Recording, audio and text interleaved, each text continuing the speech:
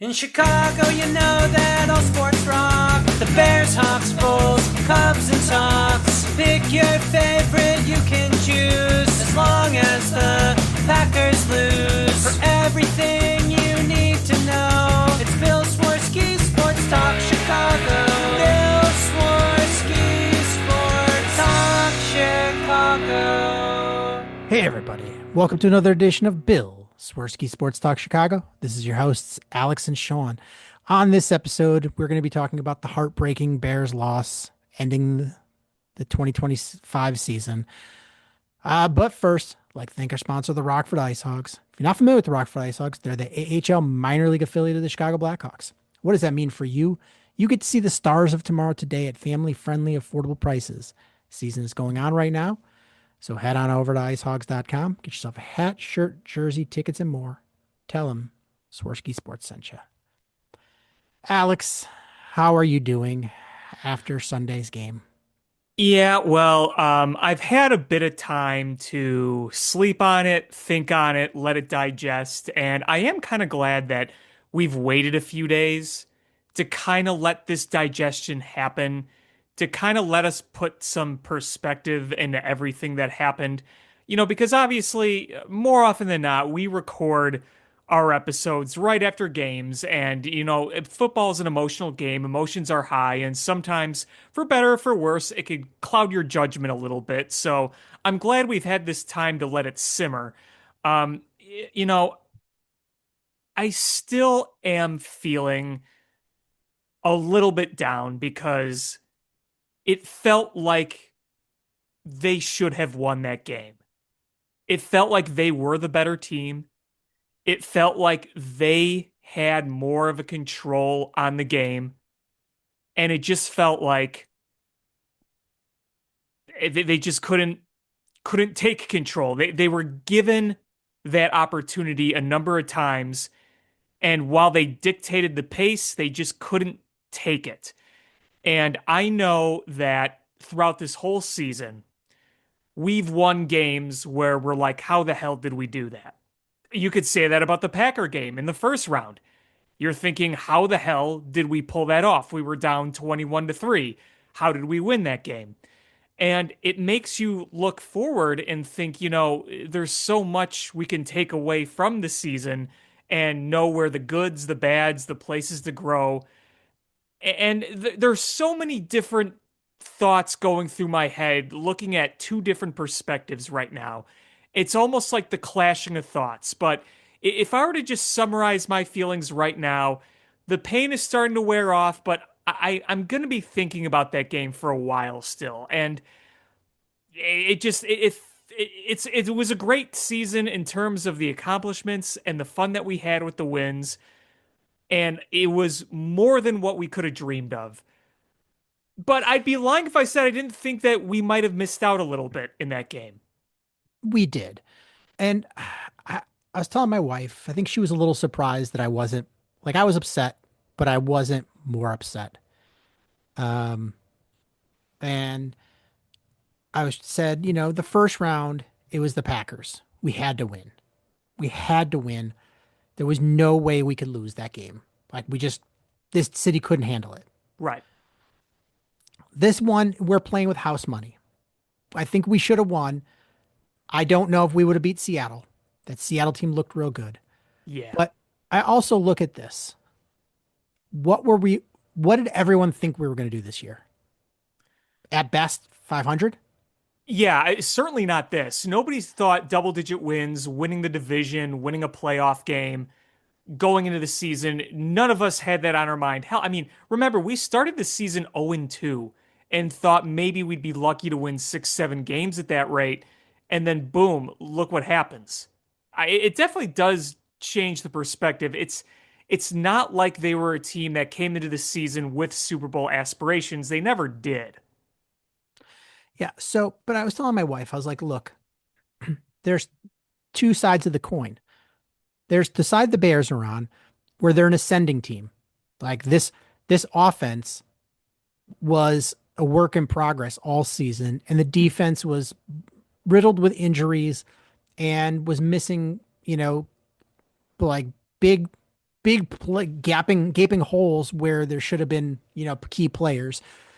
Just needed playmakers, and they did this. They're an ascending team. But you look at the other side, look at San Francisco. They played a division opponent in the second round of the playoffs and got absolutely like pantsed and bitch slapped. Yeah, And you have a massive, like, bunch of players making a lot of money. Like, what do you do? How do you come back from that? Like, that's not a tweak and retool. The Bears should have won that game against the Rams. And, honestly, you could say the first drive of the series, Rome Odunze catches that ball in the end zone, that him in the hands, that they do win that game. that's the play, man. That's the play that really bugs me. It's we'll There's a get to few. we'll Yeah, get to the DJ Moore play, obviously, but that one you could have set the tone right there. but you look at that and just a couple of tweaks. Like, honestly, if you could go, if you could watch the game film of that and play them again the next week, guarantee they win.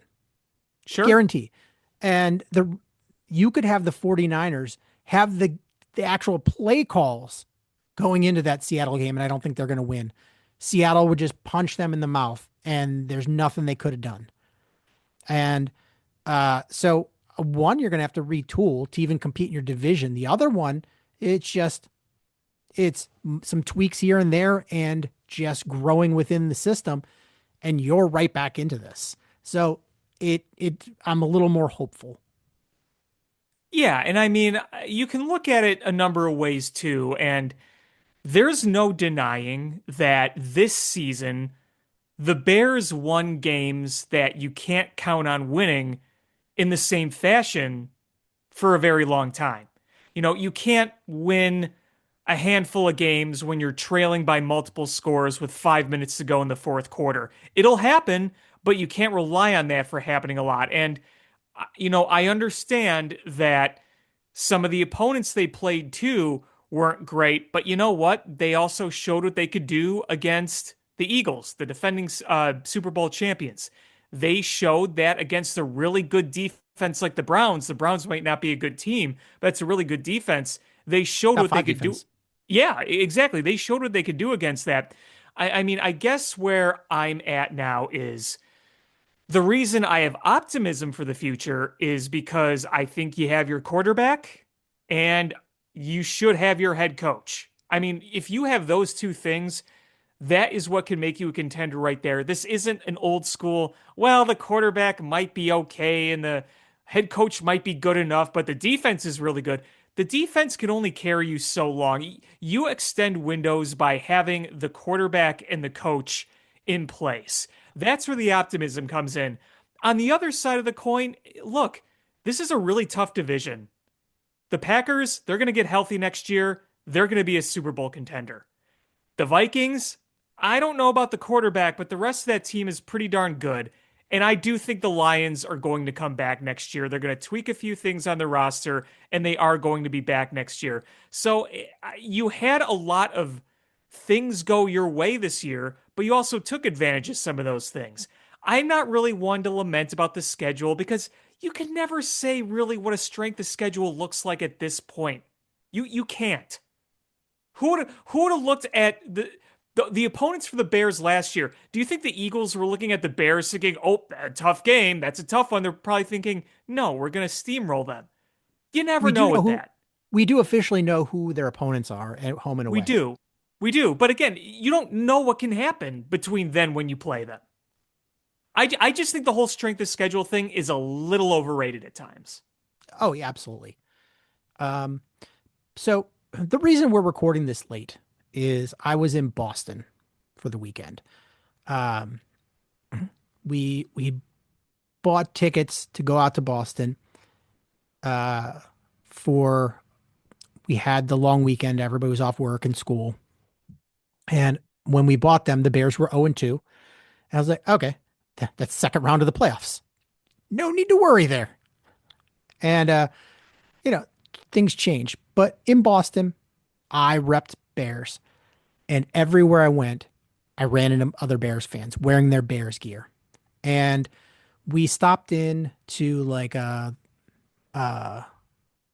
on the Freedom Trail, there's like a gift shop slash, guide station. And there was a guy standing outside and he was like, bear down. I was like, bear down. He worked there.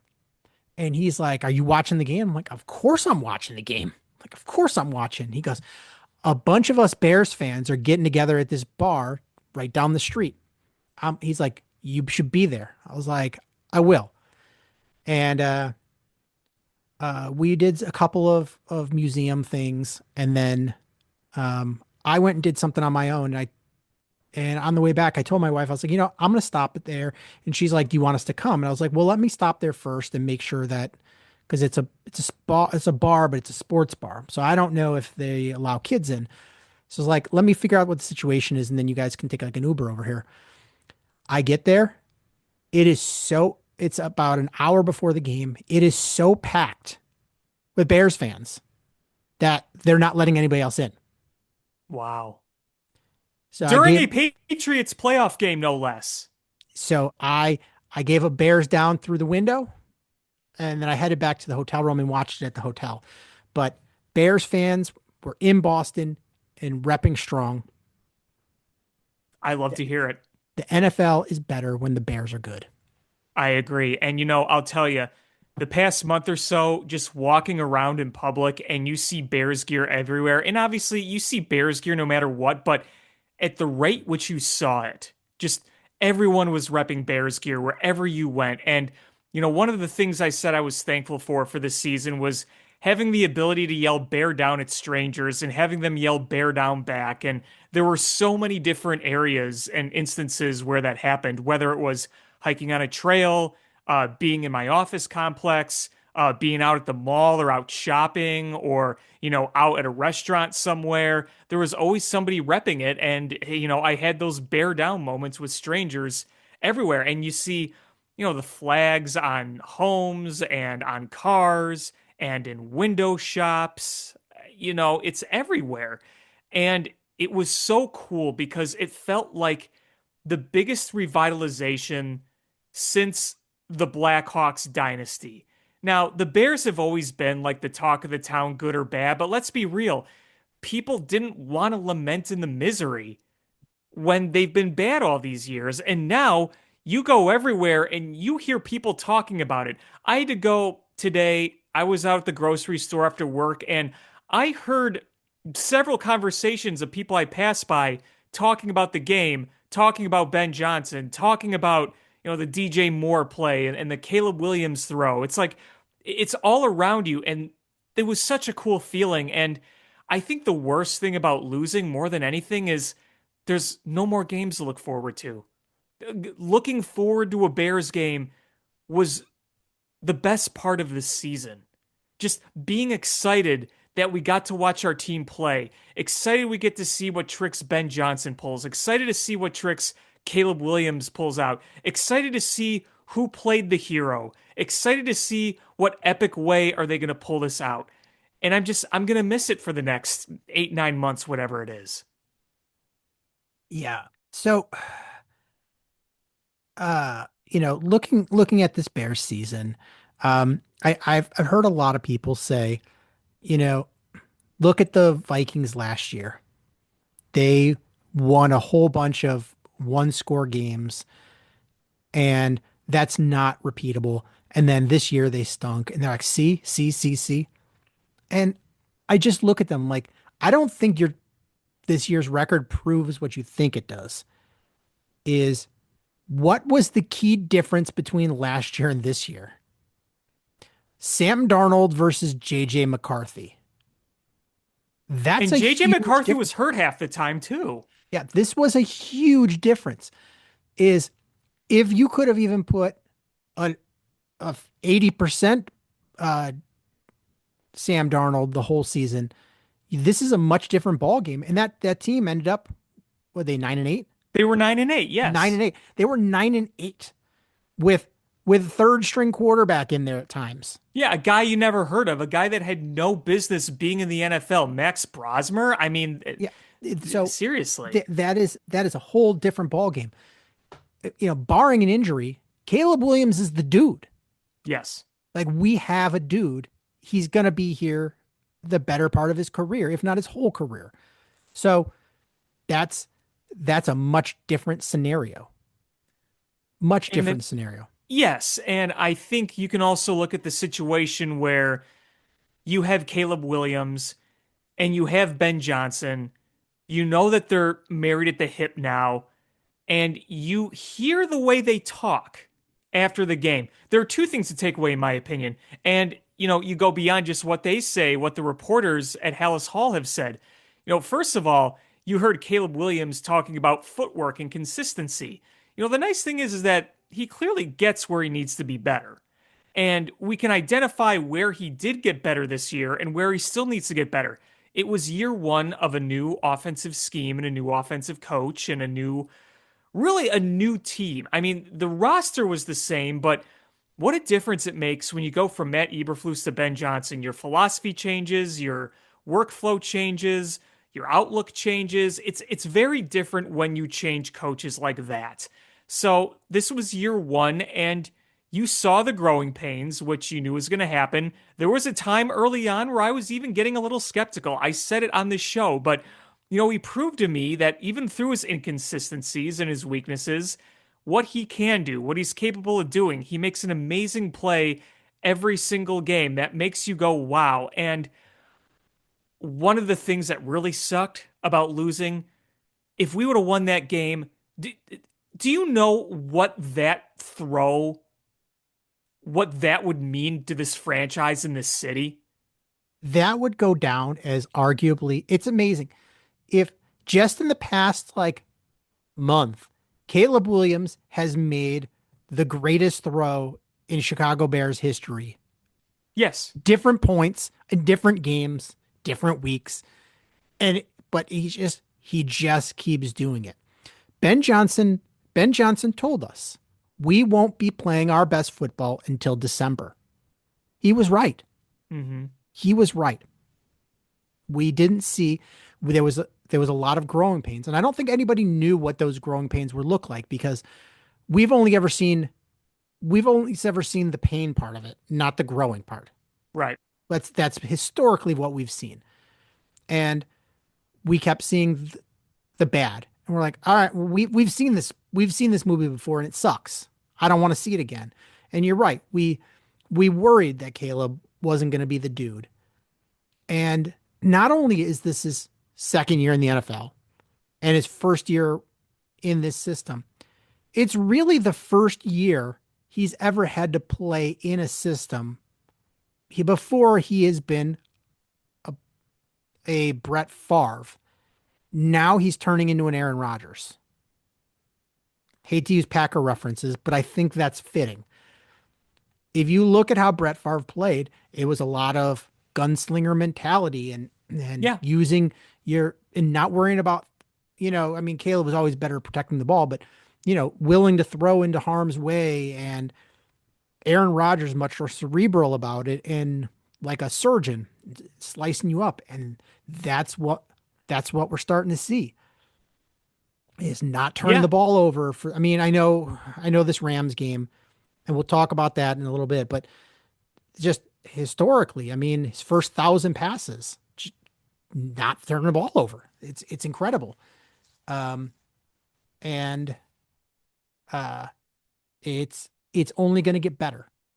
It's only going to get better. He's going to have that whole offseason for Ben Johnson to retweak his offense now that he has a better handle on what his line looks like, what his quarterback looks like, what his receivers are going to look like, and how he calls plays and things like that, and just tweak everything to better fit his team. You're going to see an improvement, I think. Yep. I mean, that's the hope. Now, one of the things that we had a problem with last year was the deep ball. Look at how that's improved. Obviously, the sacks.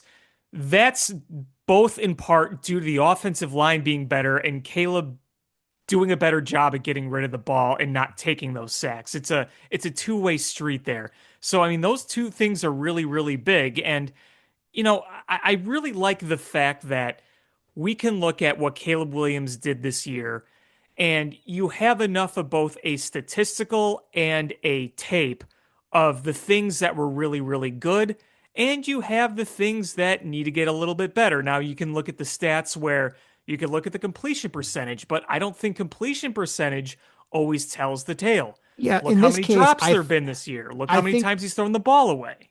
I think the completion percentage is a lazy take by national media because they're like, well, gotta be about 70%. Um, look, look at players that hit that 70% mark. Look at how many screen passes they complete. It's Right. cherry picking. The Caleb Williams does not throw that many. Caleb Williams throws are explosive throws. So you're gonna see a lower percentage. Sure, it still needs to go up a bit because Yes, it does. there's plays that he leaves on the field. Yes. And Yes. No he'll one is tell you, denying that accuracy needs to be a little more consistent. and I think a lot of it is just timing. Yes. Um, and but there's some of them that just like, hey man, he would love to have that back. And it's footwork. It is Right. footwork.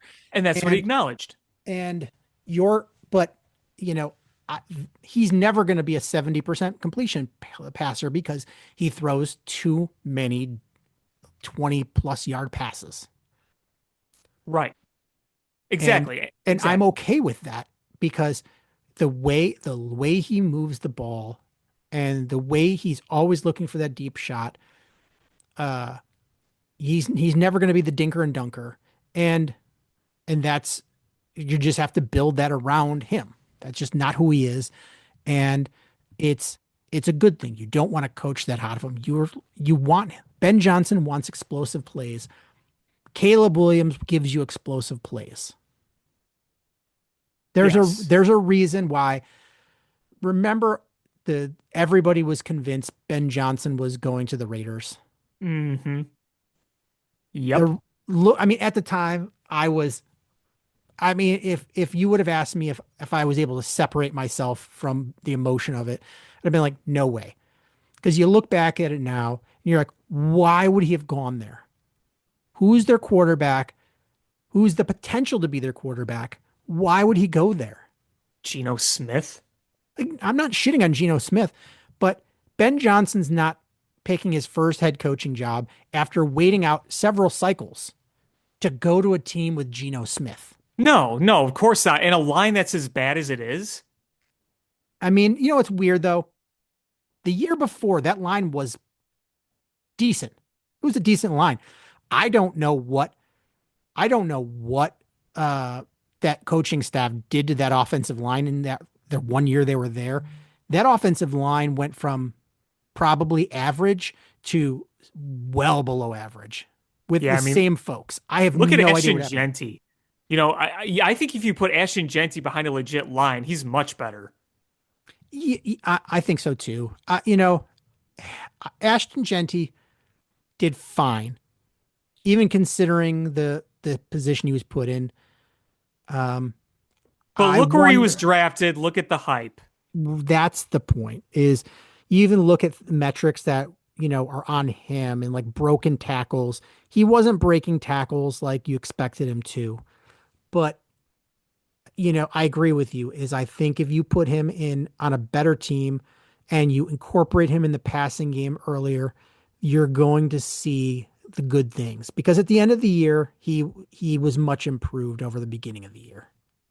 Yes. It's Yes, hard to absolutely. say. It's hard though to say, man, I wish he would have been a Bear because Colston Loveland looks real good. Oh yeah, no, I mean absolutely. There's no question about that. I mean, did you see like he broke the record for rookie yards by a tight end in the playoffs? It's ridiculous. Like he is a stud. He is a matchup nightmare, and nobody's matching up to him. Next year, teams are going to have to go in and try to take him away. And Ben Johnson is going to lick his lips because that means Rome Odunze and Luther Burden, and if he's still here, DJ Moore are going to have one-on-one matchups. I mean, if you want to look at some of the greatest takeaways of the season, it was that rookie class. That draft class was overall one of the best we've seen in a long time. between Luther Burden and Colson Loveland and Ozzy Trapillo and Kyle Monangai. I mean, it was just fantastic. And I like to think Ben Johnson was a big part of that. Uh, and honestly, what's wild is look at this draft. I'm just going through the first round here. Um, and it was a pretty darn good draft. Cam Ward, Hmm. I think, is going to be pretty good. Just I think in a so too. shitty spot. Yeah. Travis Hunter looked like he in spots was good, but he got injured. So hard to give him a good grade. Abdul Carter, when he wasn't doing weird off the field stuff, was on the field. He was incredible. Hmm. Will Campbell did fine. Um, Mason Graham did pretty well. I mean, he was a direct contributor to Myles Garrett breaking that sack record. Um, and my internet crapped out. Here we go. It was Ashton Genty Ashton next, right? Genty, we Yep. talked about. Ashton Genty, up and down. Armand Membo, incredible. Tet McMillan, incredible. Kelvin Banks Jr., incredible season. Colston Loveland, incredible season. Like that's a hell of a top 10. Like Yeah. there's so many good players in this. Gray Zabel helped revitalize that Seattle offensive line. Emeka Egbuka, incredible season in Tampa. Um, like just this wasn't a really good first round. Jackson Dart ended up going 25th. Speaking of Jackson Dart, do you know what his little brother's name is? No, what is it?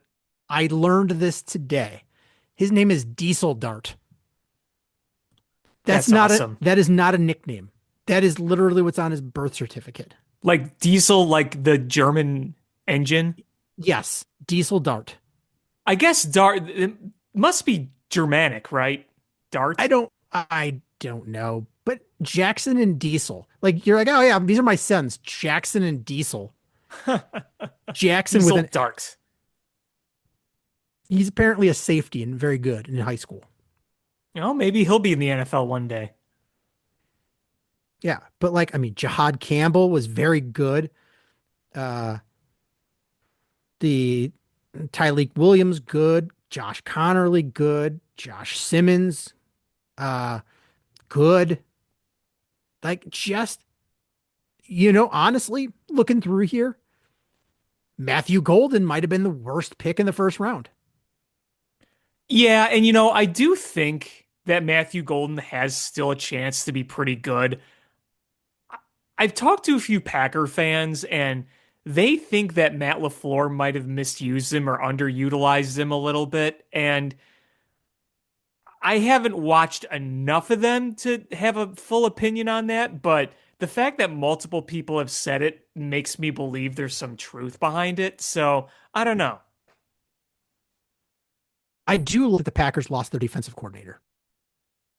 Yeah, I mean he was pretty good. He was good at his job, and even when he lost Micah Parsons, they were still able to make some things happen. Obviously, things kind of fell apart against the Bears, but the Bears have that second quarter magic. But yeah, I mean, he was doing a pretty good job there in Green Bay, I thought.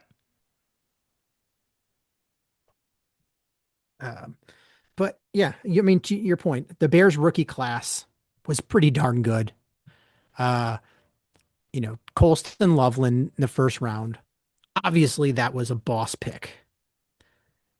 That was, um, incredible, incredible pick. And we saw that just blossom as uh, the year went on. Um, but you look at the second round, Luther Burden, stud, Oh, he's stud. so shifty. I love watching Luther Burden. Ozzy Trapillo, really good. I'm Sucks that he really got worried hurt. about that injury. Yeah, That injury, I that's a tough hope injury. well, it depends on how bad that graded out. Because if it's worst case scenario, he might not play next year. Yeah, And if it's best case scenario, he's probably just coming back during training camp. right. Shamar Turner was hurt. Yeah, we We'll don't see know. what he brings. Um, Ruben Hippolyte didn't play a ton. Zoff Frazier didn't play at all. Luke Newman, I think, was uh, played well when he played. I think they like him a lot. Um, Kyle Monungai was great I mean, he just, for a seventh round pick, that was a phenomenal pick From stupid Rutgers. from stupid Rutgers.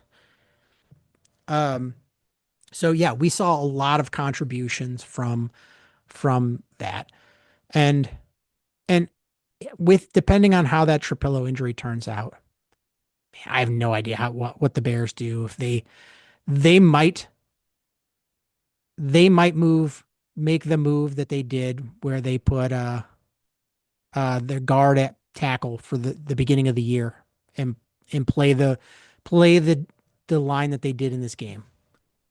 A Joe lot of Tooney might be people, your left tackle. well, a lot of people were nervous about it, but you know what? I thought it worked out pretty well. So should we dive into the game? Yeah, sure. So we knew that Ozzy Trapilla wasn't going to play. And I don't think anybody, I mean, I think probably most people didn't think too much about it, but probably made the assumption that it was going to be Theo Benedette starting at left tackle. I mean, that was what I would assumed as soon as the announcement was made. Yeah, so that was just my assumption. But then I hear rumblings that Joe Tooney might be moved to tackle. Like, get out of here. Like, and sure enough. And then I'm like, okay, well then are you putting in like Luke Newman? Like what are you doing? Nope. Jordan Morgan hasn't played all year. And you're just trotting out a guy that hasn't played all year to play left guard. And I was like, oh man, that was the one that got me. And I thought they played pretty darn well. They played as I'm well as you could have, in my opinion. I think actually the fact that uh, Ben Johnson ran almost exclusively to the right side and not behind the left side was a detriment, to be honest with you. Yeah, I think that was a thing that kind of hurt your running game the whole game. well, what was the theme of the game is we were killed by the short stuff. At times, Ben Johnson literally turned into John Fox. He, I think we have found Ben Johnson's Achilles heel, and I don't say it's a a fatal flaw because he can get better at it. But if that run game is not working, he he's not willing to give it up at all.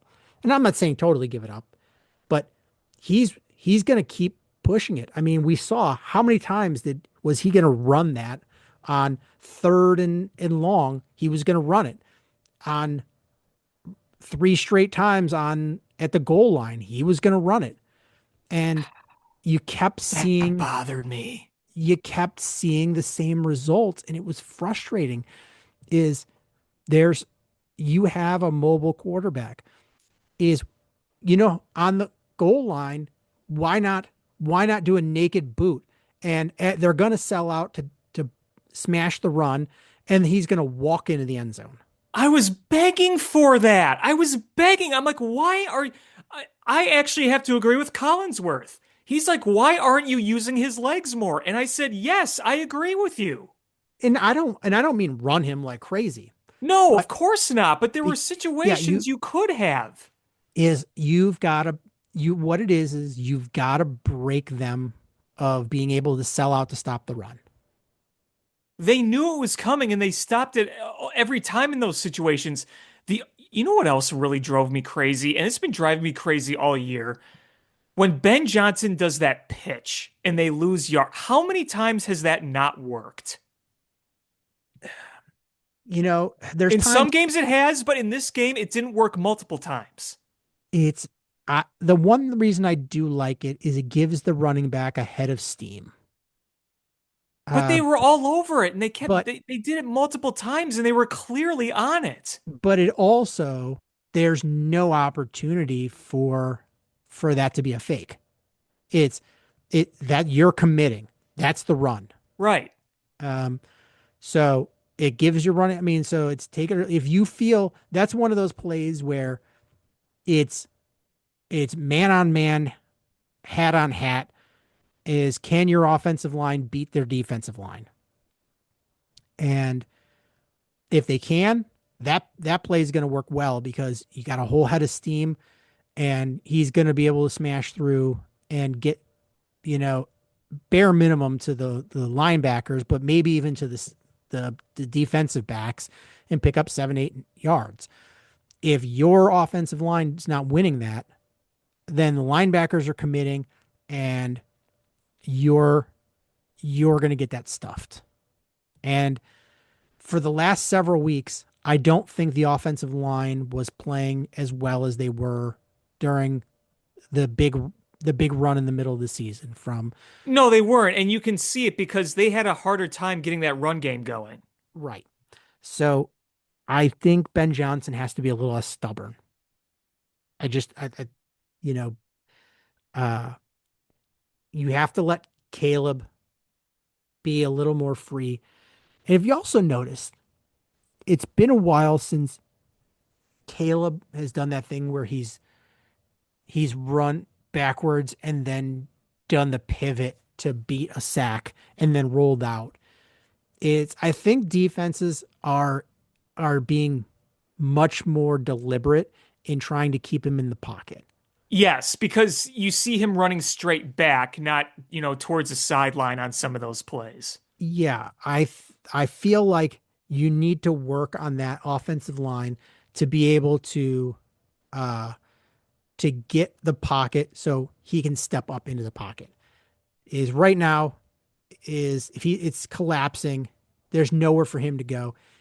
Whereas if you look at some of the other straight pocket passers, they're stepping up into that pocket, Right. pushing everything out, and gives them a passing lane and allows them to step up. That's one thing that needs to be worked on. I agree. I absolutely agree. And when you talk about climbing the pocket, not only with the quarterback, but you look at some of those plays on third and fourth down, and you're like, man, you just wish you could go full head of seam straight forward and just gash right through instead of going to a side or something like that. And, they did do a QB sneak, and that actually worked. So, earlier in the season, when we saw that pile moving forward because the offensive line was moving forward, if that line played like they did in Philly on the run game, that could have been very different because you could have been able to just push forward on some of those plays, but they didn't. And it cost you because there were multiple occasions when you had second and one, third and one, fourth and one, and you didn't get those. You mentioned the goal line. There was the other turnover on downs when they were deep into territory. And then, of course, there was the first drive of the game where you said on multiple occasions what could have gone differently. Roma Dunze should have caught it.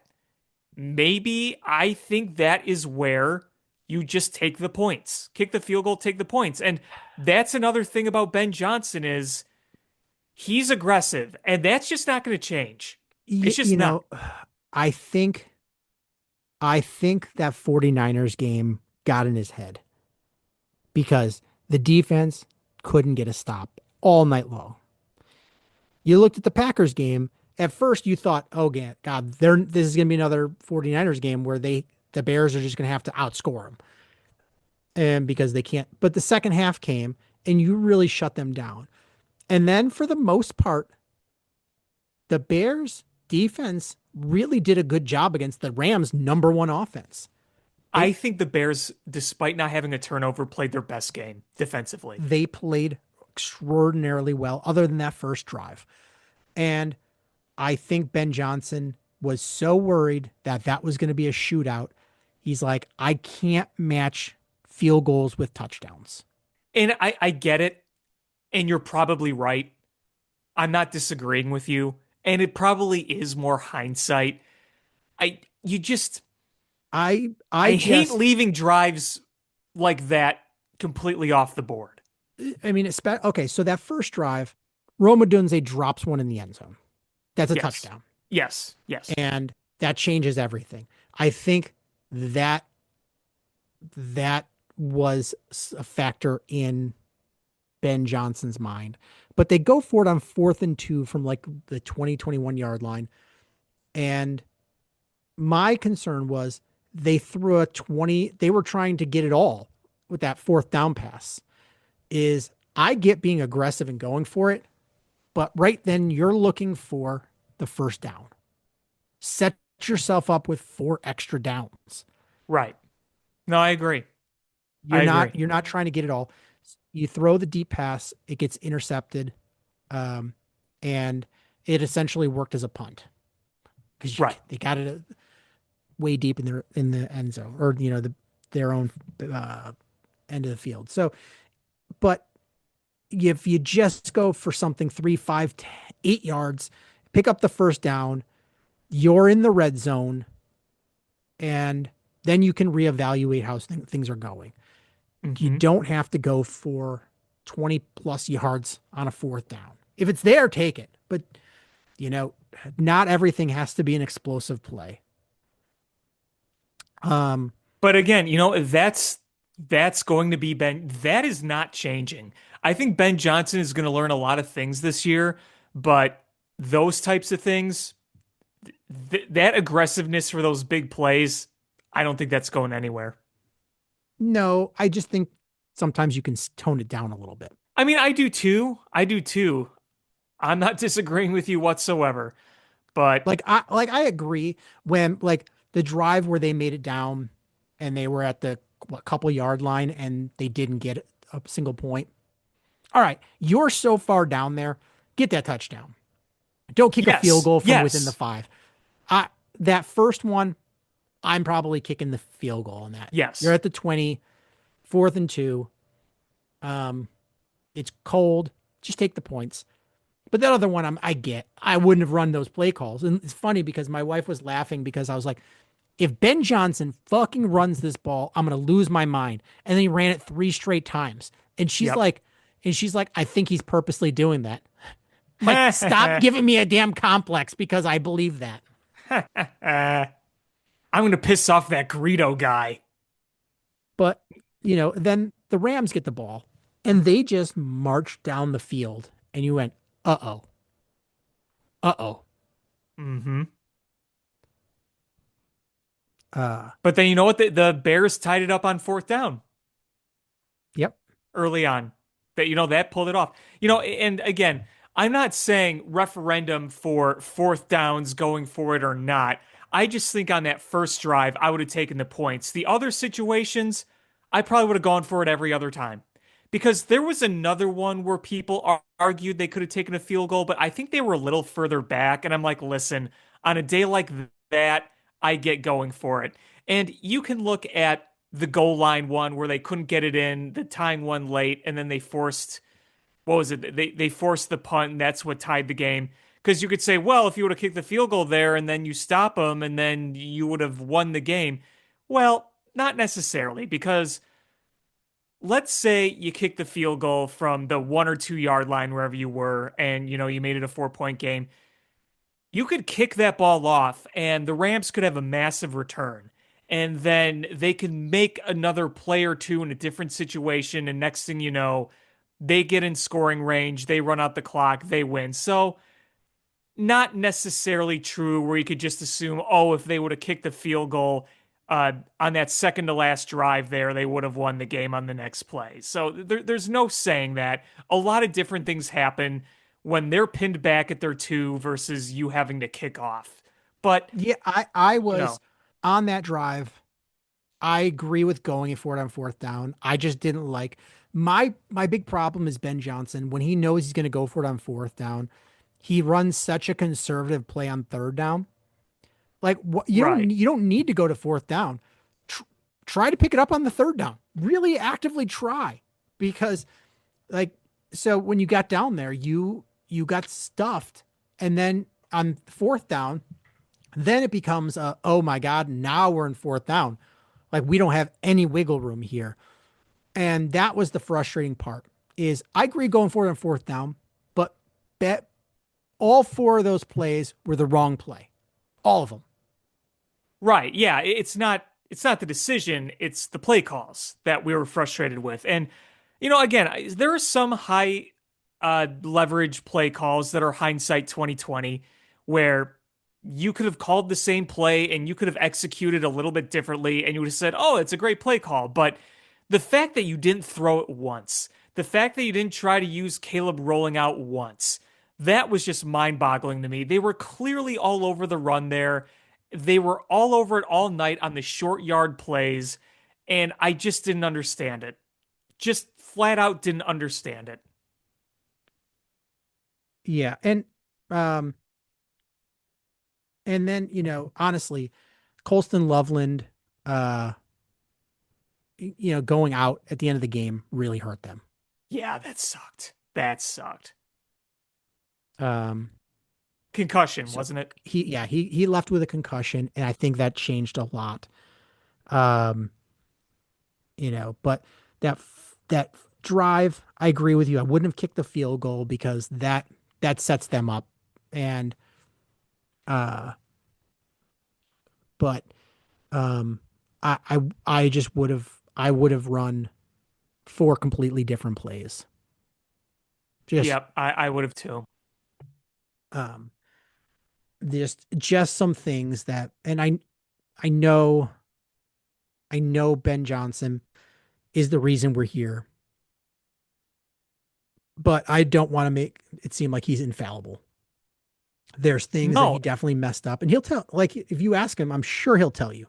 Oh, sure, he'll tell you. He'll tell you. I mean, you can see it on the sidelines when he mumbles to himself.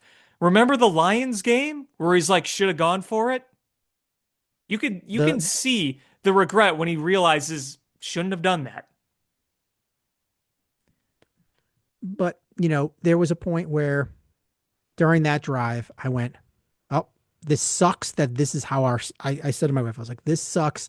This is how our season ends, with four bad play calls. Just stinks. And I was like, they're going to get the ball back.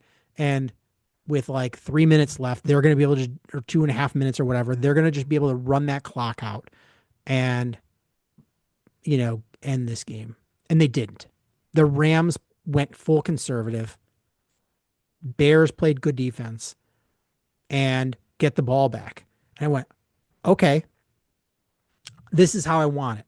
I don't want their defense out there trying to stop them at the end of the game. I want the offense out there trying to win the game. And when that play where I think it was like the 14-yard line, Mm-hmm. you had Caleb Williams run backwards like 30 yards and then just chuck one up. And I was like, oh man, we threw this out of bounds. And then I look and I'm like, Cole Kmet is open. Boom, touchdown. And all I could think of is, don't drop this, you son of a bitch. Don't drop this, you son of a bitch. And and it goes down as a 4th and 4 from the 14, a touchdown pass. Yeah, 14-yard touchdown pass. 14-yard touchdown pass. But really, you might be too young for this. There was a game called Tecmo Bowl. Literally, that was a Tecmo Bowl play where you just run backwards and just chuck it into the end zone. And it was that was an unreal play. I'm shocked that didn't break the Rams. They were stunned on the sideline. If you saw the shot of Sean McVay. Yeah. I mean, that should break a team. Honestly, it kind of did until the interception. When you think about it, they went what, 3 and out? in overtime. Yeah. And so you send it to overtime, and honestly, I'm shocked Ben Johnson didn't go for it on. I think that second to last series where they couldn't move the ball at the goal line, I think that freaked out Ben Johnson about trying to go for it on the Oh, you mean 2 point. going for the 2 point conversion? Yeah. I was going to ask you what your thought was on that. I'm glad I don't think they felt comfortable with any of their goal line plays. I agree. I'm glad they didn't because they weren't getting that short yardage all night. If they were going and just moving the ball easily down there, yeah, I would have been mad they didn't go for it. The way things went down within the 5 yard line, nope, I don't feel confident in it. It just really didn't, especially I didn't either. with Colston Loveland out. I was glad they kicked the field goal and or I should say the extra point to tie the game. I was scared they were going to go for two and completely botch it. I was very relieved when I saw uh, Santos come out. I went, Yeah. oh man. Like I was like honestly starting to hyperventilate because I was like, this is going to come down to a 2 point conversion. Yeah, no. I did not feel confident at all, and I think they thought the same thing. I totally agree with that call. And then, the Rams get ball first. And you're like, okay, I like that because then you know what you have to do. If the Rams score a Exactly. touchdown, then you know what? Everything comes to, you know, a must score. You go for it at every fourth down without even hesitation. You prep for fourth downs, you be ready to go. Everything's four down territory. But if they kick a field goal, then you can be a little bit more conservative because you only need to tie it up. Uh, or you can try to go for the win. When they shut them down, they didn't score. I'm like, oh man, all they need is a field goal. I thought we won. I I thought we thought won. I literally thought we won. And then that interception. And That was a punch to the gut. uh, that play summarized DJ Moore's time with the Bears this season. He I want an we don't answer. we don't get there. We don't get to this point without DJ Moore. No, he has been the clutch receiver over these past few weeks. I mean, he caught the overtime winner against the Packers. He caught the game winner against the Packers in the playoff round. He's made some incredible catches that have kept drives alive. But that play right there, we were all scratching our heads, because we saw him kept going, not coming back to the ball. Caleb was putting the ball where he thought he was going to be. And, Caleb handled it like a pro in front of the media, talking about the miscommunication and, not being on the same page. But we still don't really know what happened. And I've been We an avid DJ Moore defender, but I was a little disappointed he wasn't there to answer questions after the game. Yeah, I mean, I don't think we need him to. I think I think folks that have played in the NFL 100% all went, that was DJ Moore. I mean, Terrell Owens was like, what was DJ Moore doing? And I mean, you just you look at everybody breaking it down that he made a mistake. He didn't run it hard. He didn't flatten out his route. He should have been open. Ben or Caleb Williams didn't make a perfect throw, but No, no. it but it should have been DJ Moore incompletion. There should have Yes. been no way that was intercepted, and it was a really good play by the defender. Yes. Uh, It was. and that broke. Once that happened, I was like, "There's no way the Bears are stopping them this time." No, and I mean the other thing too is despite the conditions and everything, the Rams have a really good kicker. They didn't need to go that far to get into field goal range. And then obviously that third down play to Puka Nacua, that all but ended it right there. And all you could hope for was one last miracle, a block, a miss, or, just the wind taking it enough to either doink it or get it out. But, that didn't happen. And that was the end of the season. I, Here's my opinion or my thought process with the DJ Moore play. One thing that I keep in mind, and others have said it too, he's been banged up. Wasn't he in the medical tent earlier in the game? Who, DJ? Yes. Yeah, he goes in there every game. I mean, he's been hit pretty hard. He's been banged up. I don't want to sit here and think he just gave up on his route. I think that he just had a lapse. He didn't know what was going on. He wasn't anticipating. Is it possible he didn't even see the ball? I think he was tired. I think That he could was just be. gassed and just he wasn't expecting the ball to come to him, and so he just half-assed it. He's like, okay, I'm just gonna half-ass this because I'm tired. And I mean, it was cold, it was a long game, and uh, you expect a lot out of him when Loveland went out. He got banged up a little bit, and I think he was just tired.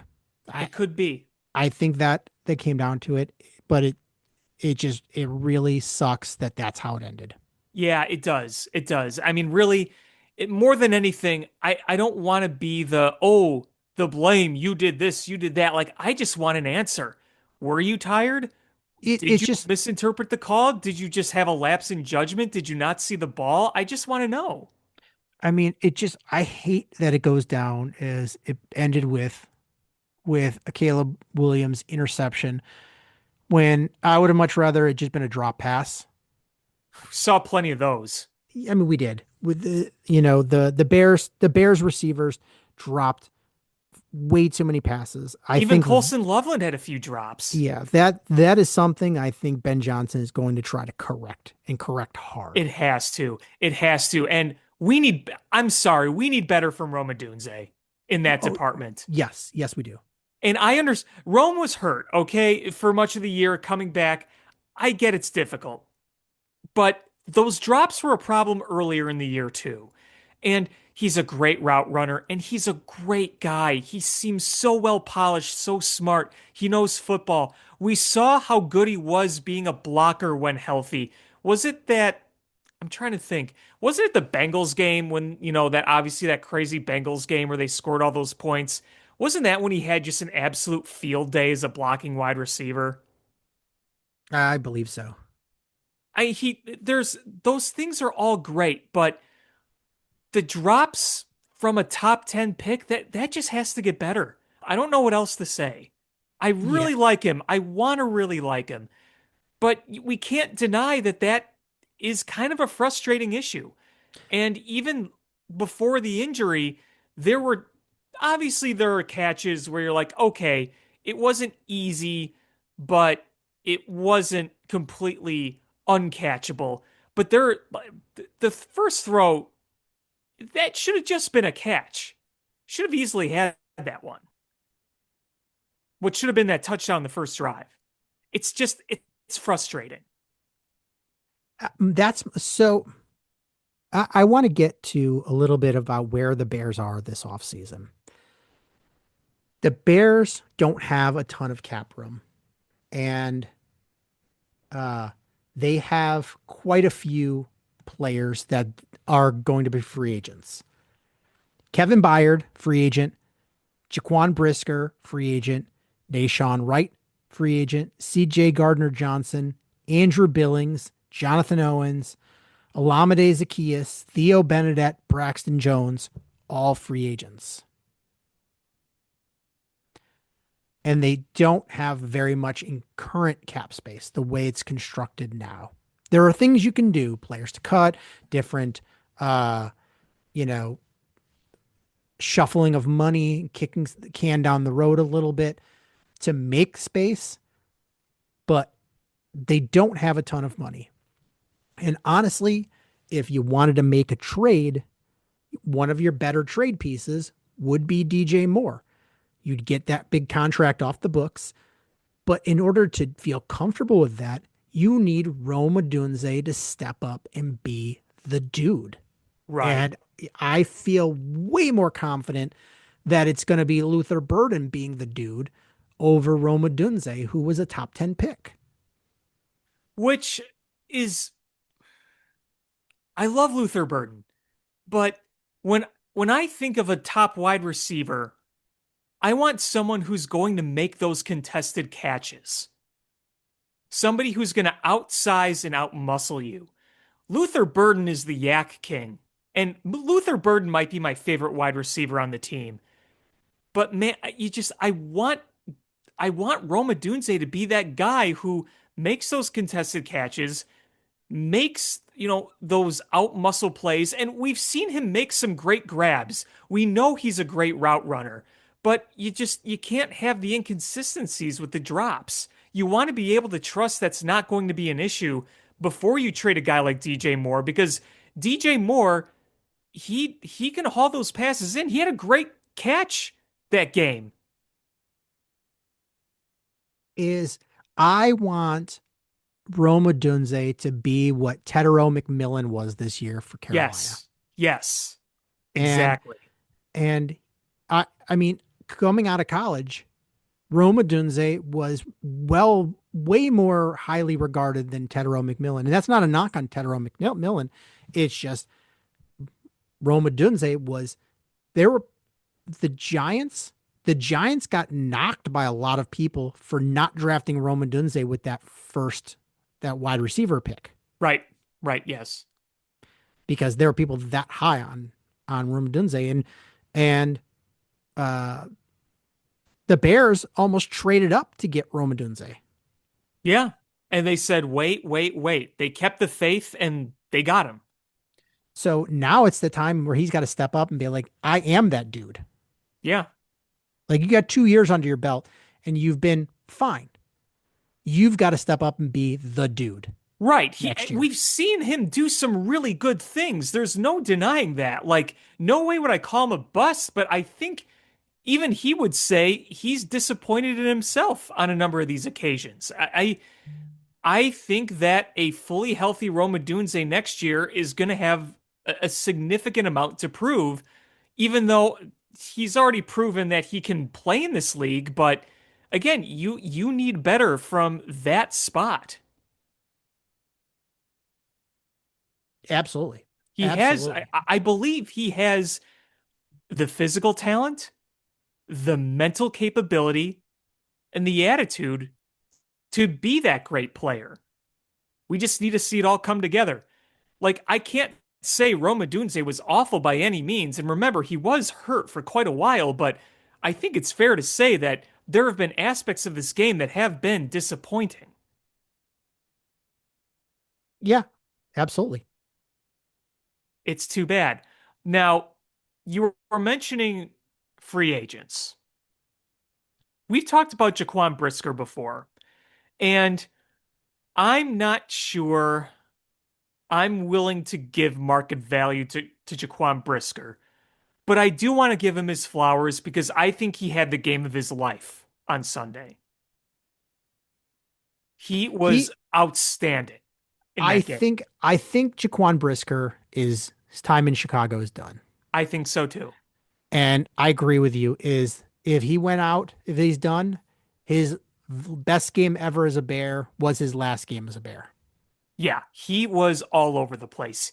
I mean, Dennis Allen was so good with his plan and the execution, and they got to Matt Stafford. They sacked him. They were locking Puka Nacua down on a number of those routes. You saw Kyler Gordon have a really good game too. A healthy Kyler Gordon obviously makes a big difference with this defense in general. But I mean, Ryan Poles' first two draft picks as a Bears GM, that was Brisker and Gordon, and they played their damn hearts out. And yeah, I'm of the opinion in a lot of these occasions, a guy like Brisker, you don't overpay for that. When the time is up, you draft somebody else or you find somebody else. Because while I do think Brisker is a talented player, there's been the inconsistencies with the injury and a little bit of inconsistency on the field. And the way he was talking after the game, I think he has a feeling his time in Chicago is done too. I don't know if you heard his quotes. I I I did. I don't think you can let both safeties go. No, I think you bring Kevin Byard back. I think you bring Kevin Byard back. And not just because of what he does. I think Kevin Byard is a legitimate asset to that locker room. I think he's also way less expensive than Jaquan Brisker is going to Oh, be. and that too. I mean, you'll get him at a solid value. I think he genuinely wants to be here. I think it makes too much sense to bring back Kevin Byard. Um, I mean, of the list of the free agents, Byard, Brisker, Wright, CJ, GJ, Billings, Owens, Zacchaeus, Benedette, Jones. Let's start off with the absolute no-brainers. Braxton Jones is gone. Yep. Gone, gone. Uh, I forgot he was still here. I think Theo Benedette is gone. Probably. And I've learned a few things that I can tell you off the air um, that sort of cement that. Okay. But I think he's gone. Um,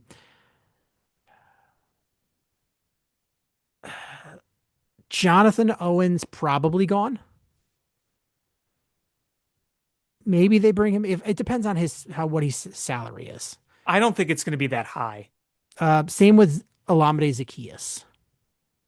Like I think they like him for some reason. I think it drives us all crazy when we see him in the in there making plays. I Or really liked the signing in the offseason, but man, he had a lot of drops this year. yeah.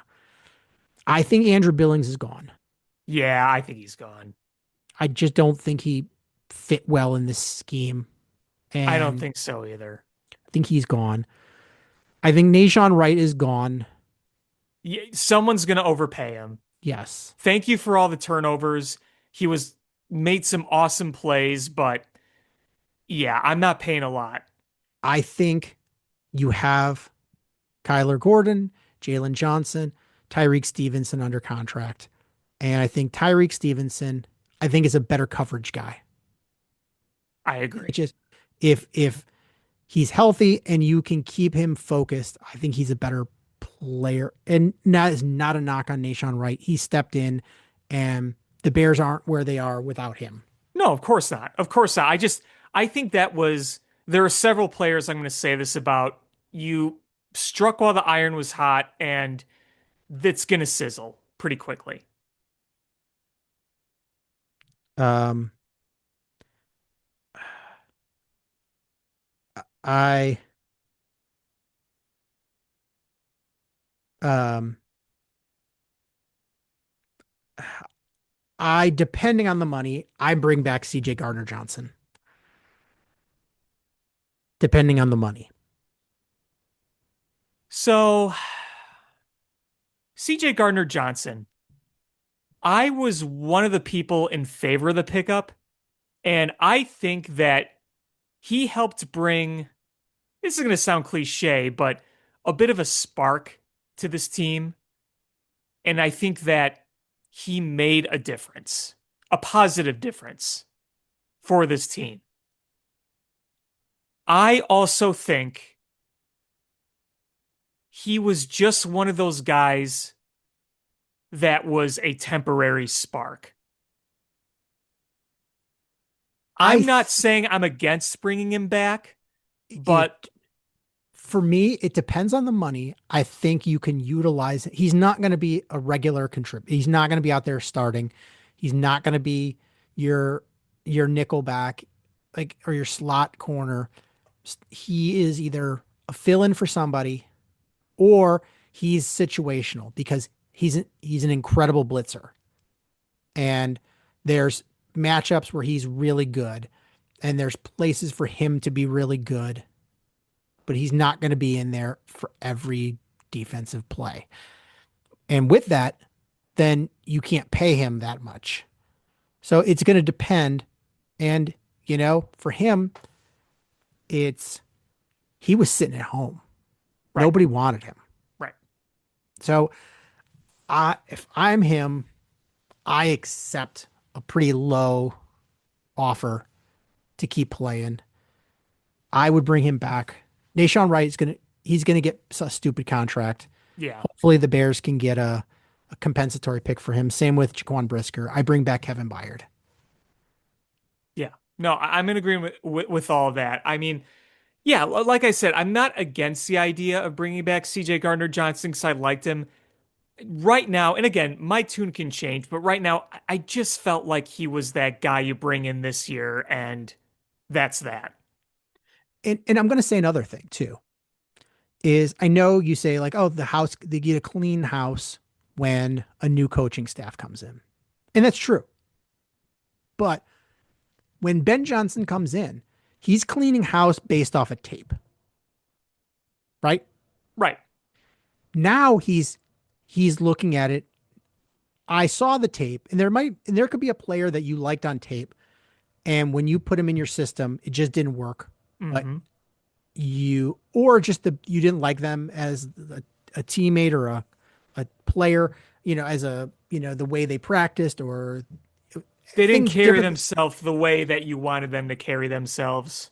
You learn about those things, those intangibles, those other things that you don't see on the tape when you have a season with them. And at a certain point, you're stuck with them. You're like, okay, that's who the players I have. But then you go into that first full off season, and you're like, I went to battle with all those guys. Now I know who I want to go into battle next year with. Hmm. And I think Ben Yeah. Johnson has a much better idea. And so Braxton Jones will not be a Bear Chicago. Like I can lay it down on that one. They Yeah, I mean, that's obvious. they gave that guy exactly no chance to play. I think I might have had a better shot to play left tackle for the Bears than Braxton Jones had when he came back from that injury. Betting odds. Braxton Jones or this guy in a Greedo mask. Uh, I, I mean, that's not even an exaggeration. We had both a 0% chance of they would have signed somebody off the street before they put Braxton Jones in there. Yeah, that was pretty obvious. I think the only reason they kept him on the roster was so they could get a compensatory pick if he gets signed somewhere. Yeah, exactly. That's a And good point. somebody's going to pay him. Oh yeah, Um, somebody will need him. Yeah. and he might even be fine. I mean, look how many former Bears offensive linemen stunk for the Bears and have done fine afterwards. Like I think Braxton Jones will be fine. He just this system, this coach that didn't want. Right. So we also have to replace a member of the coaching staff. Yeah, Eric Bieniemy, which I'm not surprised. I just think it's hilarious that during the beginning of the season, people are like, "Oh, the next coaching cycle, Matt Nagy's going to be a hot commodity." Matt Nagy was the first coach to be able to ruin Patrick Mahomes, and uh, that offense stunk. He wasn't even the play caller; they were just stunk. It's the Matt Nagy effect, and he's not only not going to be a head coach, he's also not going to get his job back. His contract is done. They're not going to rehire him. They're going to bring back Eric Bieniemy. And that was a big coach that was part of the staff. I mean, you heard nothing but great things, and we expected that. We knew what Eric Bieniemy is all about, what his work ethic is like, and I think it made a big difference. And Yeah. we knew that there was going to be some poaching of the staff this offseason. And, we talked about Antoine Randall L. and Al Harris on top of Eric Bieniemy. So it doesn't look like Antoine Randall will be going anywhere. He made a post on Instagram kind of indicating that. Yes. I Al Harris is still on the table of leaving. I haven't Mhm. heard any rumors, but until these coaching staff start to get finalized, uh, he's he's got the possibility to go. I don't think he will because I've heard he doesn't want to be a defensive coordinator. Which is fair. It's a hard I job. mean, yeah, it's a hard job. And so if that's the case, then he can't go anywhere. Right. because the Bears, you can only he can only go upwards. So he's not going to get hired as a head coach. If he's not going to be a defensive coordinator, then he's going to be back in the Bears. And that's the one I was worried about. Eric Bieniemy, not saying it's not a loss. It's just if I have to live with a coach leaving, he's one of the coaches I could live with leaving. Yeah, that's fair. Um, so I don't know. Uh, I don't know, what they're thinking of. It's going to be interesting to see where Ben Johnson goes for picking a replacement because he went with all coaches that he was not friends with before from different schemes. It's going to be interesting to see where he plucks from to replace Eric Bieniemy. Mm-hmm.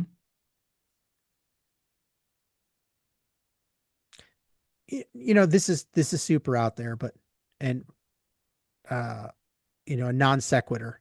But it just popped up in my Twitter feed. Trade idea.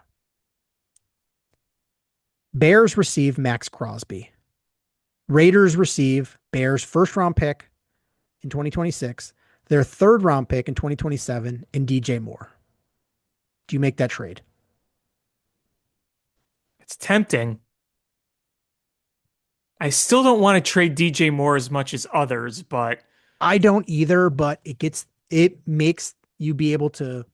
So the cool thing about Max Crosby is he got a big signing bonus, which is paid. yeah, that's true. Yeah, So I mean, it his makes a lot of salary is sense on a number of absorbable. fronts. Yes. It makes you be able to absorb that salary much easier by swapping it out with DJ Moore. Right. And then and then And you get first and a Max third. freaking Crosby. I saw it's funny. I saw like one of those like pictures where it has a quote on there, and it had Max Crosby just looking in super intense, and it said, "I'm on my way," and it said Max Crosby probably. I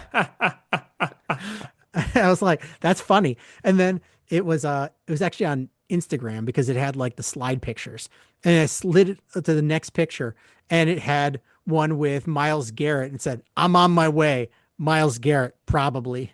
I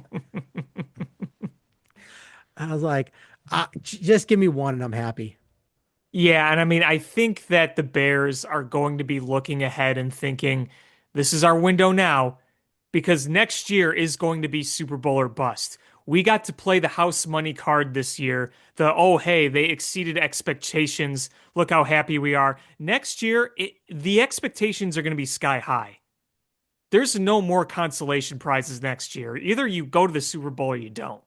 No, and especially, I like you said earlier, it's like, oh, it's hard to gauge what your teams are going to look like next year, but we know that they play the Lions twice, the Packers twice, and the Vikings twice. Mm-hmm. They're playing the AFC East. So the Jets, the Bills, the Patriots, and the Dolphins. Everybody will be playing those teams. They're also playing the um, the A or the NFC South. So they'll have the Saints, the Bucks, the Panthers, and the Falcons. So then those first place teams they're playing are Jacksonville, um, the Seahawks, and that's that's who they're playing. Mm-hmm. So, I mean, who that Seahawks one's going to be a tough game, but all of those games are going to be tough. The Rams are probably going to be good next year. The 49ers are probably going to be good next year. So, all right, that's kind of a wash. And honestly, would you rather play uh Jacksonville or um or Texas, the Texans next year? I don't. I don't know. I can't really answer that. I, I mean, one's got a pretty good offense and a mediocre defense. The other one's a mediocre offense with a really good defense. I would probably Right rather. now, I mean, that Texans defense is not going to be bad next year, and what if they have a million injuries? that's fair. I think You they would just need a you million don't know injuries. with these things. But I'm just saying is like it's not like you're going into a juggernaut where the rest of the teams in your division have this easy schedule. No, no. I mean, my whole point here is the expectations, regardless, are going to be sky high for the Bears coming off this season, and there's going to be really no excuses for coming up short. So if you're going to go for the big swing, now's the time to do it. You've got to make a big swing. Like absolutely. That whole defensive line needs to be better. Yes, absolutely. And you can do that through the draft or trades or free agent. Little, you got to do all of it, really. I think you Yeah. got to make a big move, and then I think you got to draft, and you got to find ways to make it a hell lot better. Because again, all the credit in the world to Dennis Allen for scheming what he did on Sunday, the way he got pressure and the way you were playing with all your guys basically healthy. But again, you really had to scheme and get creative there. You need dudes and game wreckers on that line. Yeah. So you have in this draft, you have your first, your second, your third, the Rams fourth, your fifth, the Eagles or the Browns seventh via the Eagles, and your seventh. So you don't have a sixth round pick. And you're drafting, we know where you're drafting in the first round. You're drafting 25th. So the good part about drafting 25th is somebody good is going to fall to you. Mm-hmm. It happens every year. Once you get into the 20s, somebody good, you start watching, you're like, oh man, this player, I can't believe they fell. Look at the Eagles last year. Jihad Campbell fell to them. And they went, oh, Yeah. we will gladly take Jihad Campbell. Is that it's you have to be prepared to be able to take them because you might not, it might not be who you expect or the guy that you desperately need, but some good player is going to fall to you. And if you're the Eagles, you luck out and it's exactly the positions you need. I mean, that literally happened two straight drafts. You had, oh, we had desperately need corners. Oh, look, two amazing cornerbacks just fell to us last year. We desperately need a linebacker. Oh my goodness, the best linebacker in the draft fell to us. Like you can't expect that, but a good player is going to fall and you just have to be prepared to build around taking that player and making them the best available because you know if uh if you especially when you start becoming good if you're not hitting on your draft picks then you have to overpay in free agency. That's when you start having to break up rosters. You have to hit on those draft picks continuously to stay ahead of the numbers game with the salary cap. And I'm not one of those people that says like, oh, the salary cap is a hard thing. I'm also not one of those people that says the salary cap is a myth. There is a really, really big gray area where the salary cap lies. And you can keep kicking things down the road, but at some point you have to pay the piper. And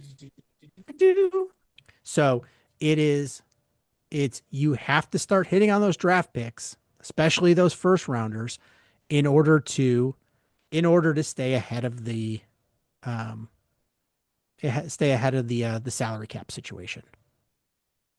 Yeah. Well, and that's why, I mean, these are the reasons why I say that going into next year, you're going to have a somewhat different team next year. I really do. Because you're going to have guys that are not going to come back via free agency. I do Mhm. think there are going to be some trades and other moves made to either acquire other assets or clear cap. It's not going to be a completely different team, but I think there's going to be enough noticeable differences across the board. Yeah, I mean, I agree. I mean, honestly, so I think on offense for the most part. I mean, DJ Moore is a wild card. I'm going to say it too. DeAndre Swift is a wild card. I think so too. I listen, I give my hat and respect to DeAndre Swift and what he did this year. He had a career year. I think it was part him, part Johnson's scheme and coaching and the way they were able to open up holes for him. I think he hit those holes harder. I think he really worked on it. He had a great year. But if you would tell me, you know what, they decided to move on and go in another direction, I don't think, depending on who they get, depending on how they go about it, I don't think that's the end of the world. No, and I think you can get a cheaper running back that's better. And if I think they feel like they could make uh Kyle Monungai their primary guy, and if the person that they replace DeAndre Swift with isn't who exactly they thought they were, they could have him be the secondary and Monungai be the primary. But I think they're going to look for to bring in somebody that is, um, much more of a bell cow back. And we absolutely realize now how important that running game is uh to Ben Johnson. It's that run game is so important, and I think they're going to draft accordingly. I mean, Yes. I wouldn't even be surprised if the Bears don't trade that first round pick to try to bring in an edge rusher, which I think they should. Hmm. If they don't, I wouldn't be surprised if the Bears traded out of the first round to stock up to be able to bring in multiple players that you would be surprised at, like a wide receiver and a running back early. Um, I mean, if I'm attacking the draft, I'm eyeing a running back, I'm eyeing another wide receiver, entirely new defensive line, safeties, linebackers, and if I can, I'm trying to draft some late picks that you hope you can develop in on the offensive line. You've got your starters, but you want to start drafting some guys that can step in and be replacements as those guys age out, cap out. Ryan Poles is no stranger to trading back, so I would not be surprised if they did that either. Um, there's not a lot of money and there's significant needs. So look for the Bears to make some serious moves. I mean, I'm gonna pull up over the cap here. I really think over the cap shows you could without kicking cans down the road, which they will. They'll be able to kick a lot of cans down the road. Who Um, doesn't these days when they're in a position to win? I mean, you have to.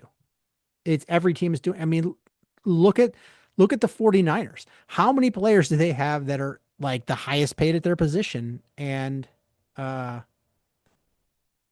and they're like, "Oh, they're fourth in cap space." How the hell did they do that? And over the cap is not loading. Cannot be reached. Huh. The salary cap is a myth. Yeah, so can't really go there. But It um doesn't exist. I mean, both of your starting linebackers could be gone. I feel DeMarco Jackson's significantly cheaper, played well.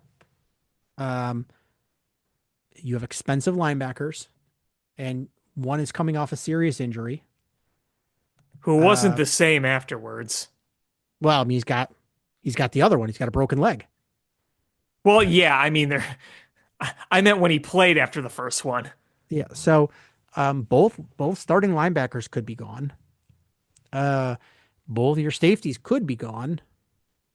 I think I think you need to add another pass rusher, and I think you feel good with Sweat and Booker if you add a stud pass rusher. as a three-headed monster. Mm-hmm. But those defensive tackle positions, I like Dexter, but man, everything else, not good. I think Grady Jarrett, it's going to be gone. Yeah, that signing just didn't work out that great. I mean, you know what? Statistically, he didn't play terribly, and but it No, but just you paid him a lot of money, and I just don't think the juice was fully worth the squeeze. no, no. Um, I think I think that was a guy that we have a brand new coaching staff with some young defensive linemen. Let's bring in a guy that's a proven veteran that just got released and let him, be a leader in this locker room when we need a lot of leadership. And I, he probably delivered on that, Hmm. but you've got to make some cap room. He's probably gone. Billings probably gone. You need, uh, uh you know, you're going to need several defensive linemen. Just absolutely. Hmm. So expect some differences in the team next year. Yes, there should be, There, and yeah, there will be. there absolutely should be. And I feel confident that this Bears team is going to realize that they can sustain success, but they can't sustain it the way they've necessarily been doing it, in terms of some of the way they've won some of these games and how some of these games have gone down. They know that they have to make improvements in a number of areas. That's just beyond growing Caleb Williams. That's having a better defensive line, having more efficient pass rush, and just being able to have more depth in some areas. Because there were times this season they had who, what's, and who are yous off the street in there. I mean, offensively, you got to do things better. And but defensively is where it's going to get, things have to change drastically. Hmm. So, if you can, I mean, we saw Dennis Allen do really good things. Just imagine if you could give him some key players. Yeah, I mean, I know there's been some discourse about Dennis Allen, and sure, you can point to some schemes and ideas and some play calls in a game where you're like, I'm not sure about that. I'm not saying Dennis Allen is the greatest D coordinator out there, but I think there's a number of instances where you're just like, the guy doesn't have the horses. He's drawn up blitzes where they still can't touch the quarterback. That's on the players on the field. Yeah. Yeah, that's tough. I mean, how many times have we seen them rush 4 or 5 and you're like, he could unfold a lawn chair and have a picnic. I just looked. All four of the Bears safeties are free agents. Kind of a big deal. Yeah. Yep. Uh, let's see. Um, I over the cap loaded. So I'm gonna put. Ba, ba, ba, ba.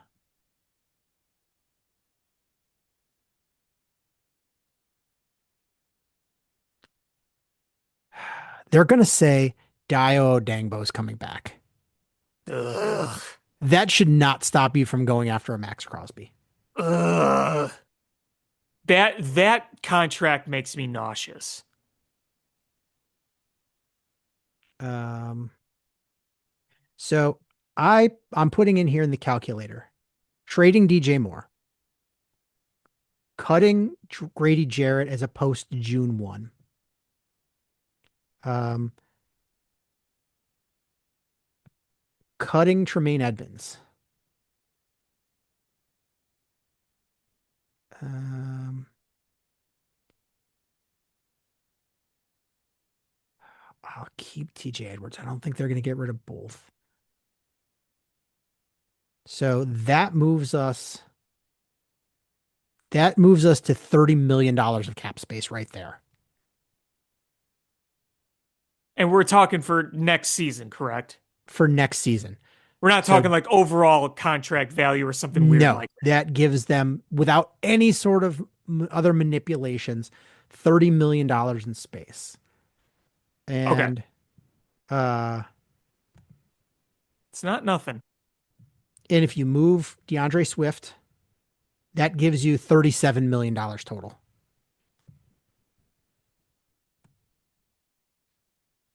Um that's really where all the savings kind of end.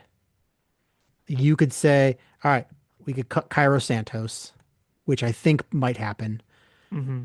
That puts you at 39. But then you can start shuffling around money. You've got plenty of money to spend, but you might want to start looking at contract extensions.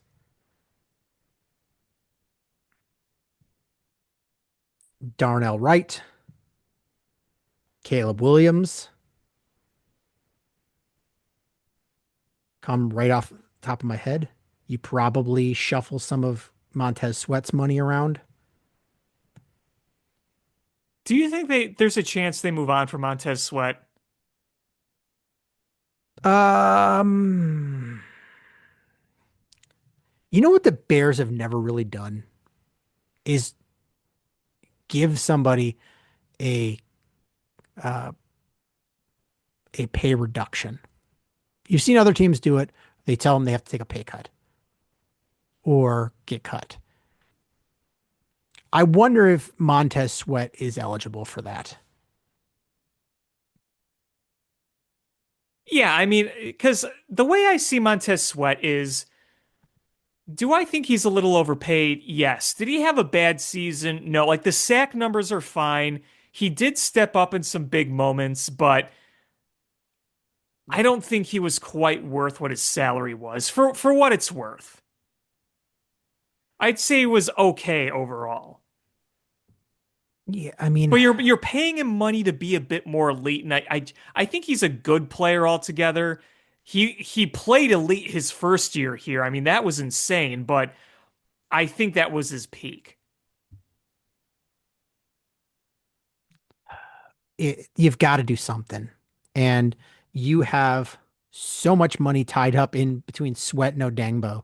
Next year, you're paying 40, almost $46 million for those two guys. Mm. That's a whole lot of money for minimal production. I mean, even if you're paying Montez Sweat a little bit over, the Daiwo Dangbo thing really just makes me nauseous. Yeah. And like you could cut. I mean, there's a possibility he gets cut. It doesn't do much for you next year. But that's the thing is, even if It you cut actually, him, that well, what is it post June 1st or whatever? if you do it post June 1st, uh, so it for next year. So here's if you do it pre June 1st, it takes you next year from 39 and X to it costs you a little less, around $2 million next year in cap space if you don't do it June 1st. You do it pre, but it saves you like $20 million next year. If you do it post June 1st, um, it saves you, I think that's the way to go. It saves you like $3 million next year and like $15 million the year after.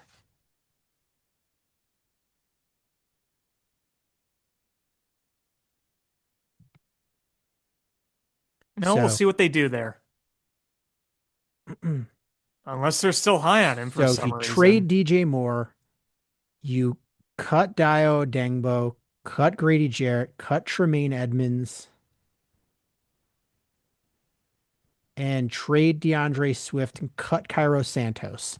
That's a lot of movement. Leaves you at $42 million in space. Yeah.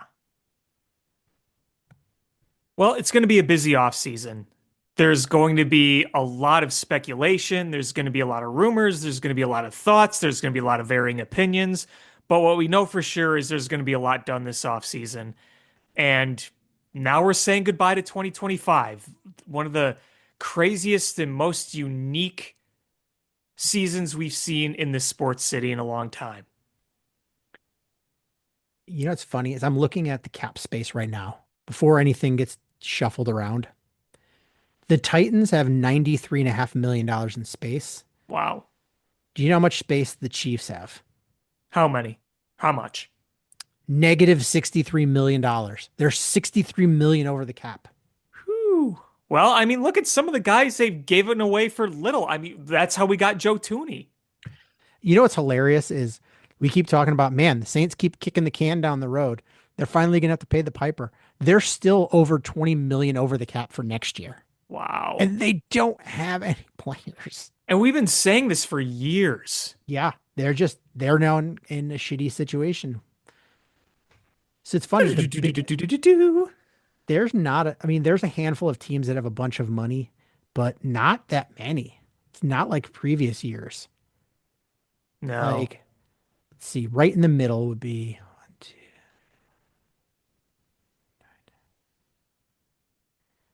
So like middle of the road is like $18 million in space.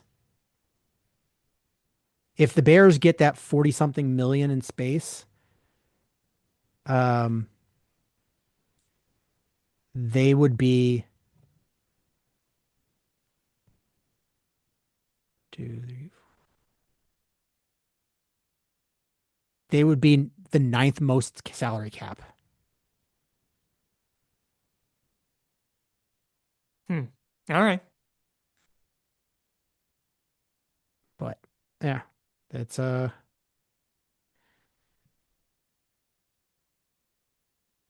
crazy, crazy. Who's got the Jets have $75 million in dead cap money. Ah, glad we're not a fan of that team, right? Saints have 66 million in dead cap money. Jags 44.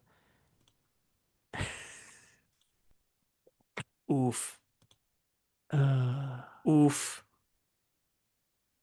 yep. So I mean, there's good things to look forward to. I like the good thing about it is when you change the culture, you feel better about players you bring in because the culture is there to shape those players to be the best they can be. Yeah, and I think that it's very well documented how this culture has changed, and there's a new perception around the league, and I think that there are players that would want to be a part of it.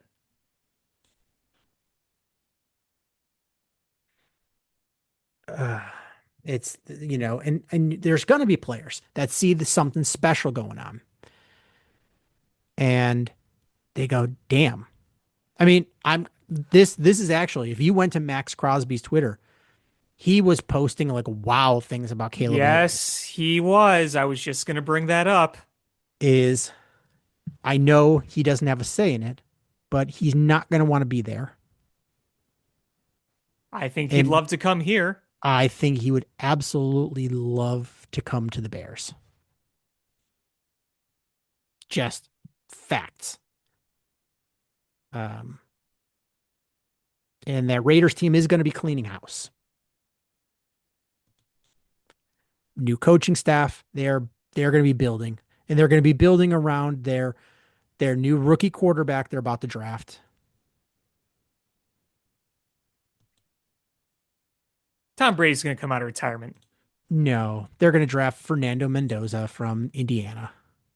Well, isn't Fernando Mendoza like trying to get like a business degree or something? Probably. I just like that he doesn't swear. Hey, I Virginia, love to swear, but He just Virginia doesn't. McCaskey would love him. Yeah.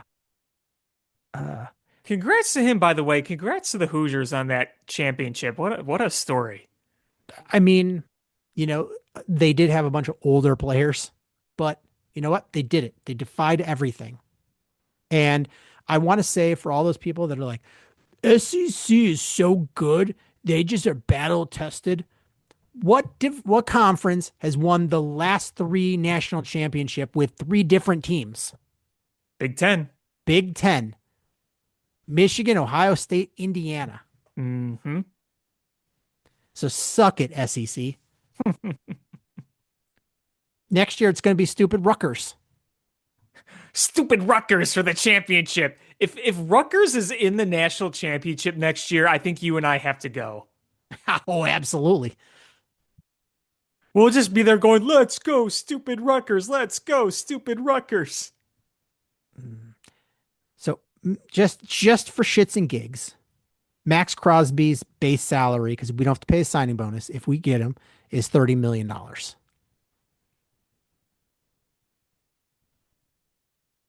Wouldn't it So be fun? you would have to do some maneuvering to get him. Yeah. Well, they're going to do their due diligence and they're going to look through all the options. They're leave no stone unturned. So I think what this is now our official moment. You and I can say goodbye to the 2025 Bears. That's correct. It was it brought football back from being a painful, masochistic thing I did every Sunday to something I looked forward to. Mm-hmm. It's been a minute since I thoroughly enjoyed a Bears game. And I'm not going to lie, the first round of the playoffs, I did not enjoy. I enjoyed the result a great amount. Afterwards, I had a field day for a week. I don't know if you saw some of the things I posted on Instagram stories. Oh, but yeah. I was having a field day. But I actually enjoyed the game against the Rams. Like, this is what enjoying football is like. And they didn't win, and it sucked. That hurt. But man, it was enjoyable to watch football. We had a And team to be proud of. yes, and I'm next year, anything can happen. We've seed first to worst, worst to first. That's the NFL. But I just feel like we've got a dude. Yeah. I'm very proud of what Caleb Williams is turning into, and I hope that it continues to ascend. I really, really do. I want him to become that complete package. And the fact that he's been able to step up in these big moments the way he has, it has produced, this season has produced more memories as a Bears fan alone than I think the last 15 years combined.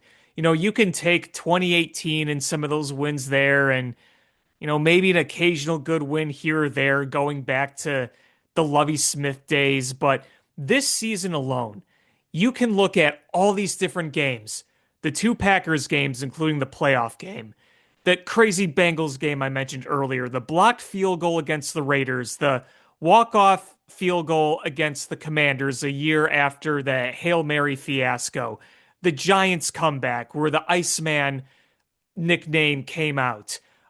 Even the game against the Browns where you just kicked their ass, but you had Caleb Williams throwing that Joe Montana-like touchdown pass to DJ Moore. And even in some of the losses, like the San Francisco game, was a hell of a game to watch. That back and forth mighty battle of the Titans. Shanahan versus Ben Johnson. Even the Packers' loss was entertaining until the very end. The Eagles game where they dominated the Eagles on Black Friday, the defending champs, one of their most convincing wins of the year, and Ben Johnson taking his shirt off and all the good, better, best speeches.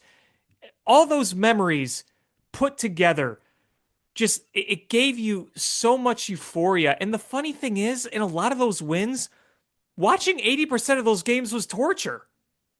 Like, a lot of that football was not very good in the first half and even the first Nope. three quarters. It was the ending and the feeling after those wins was indescribable.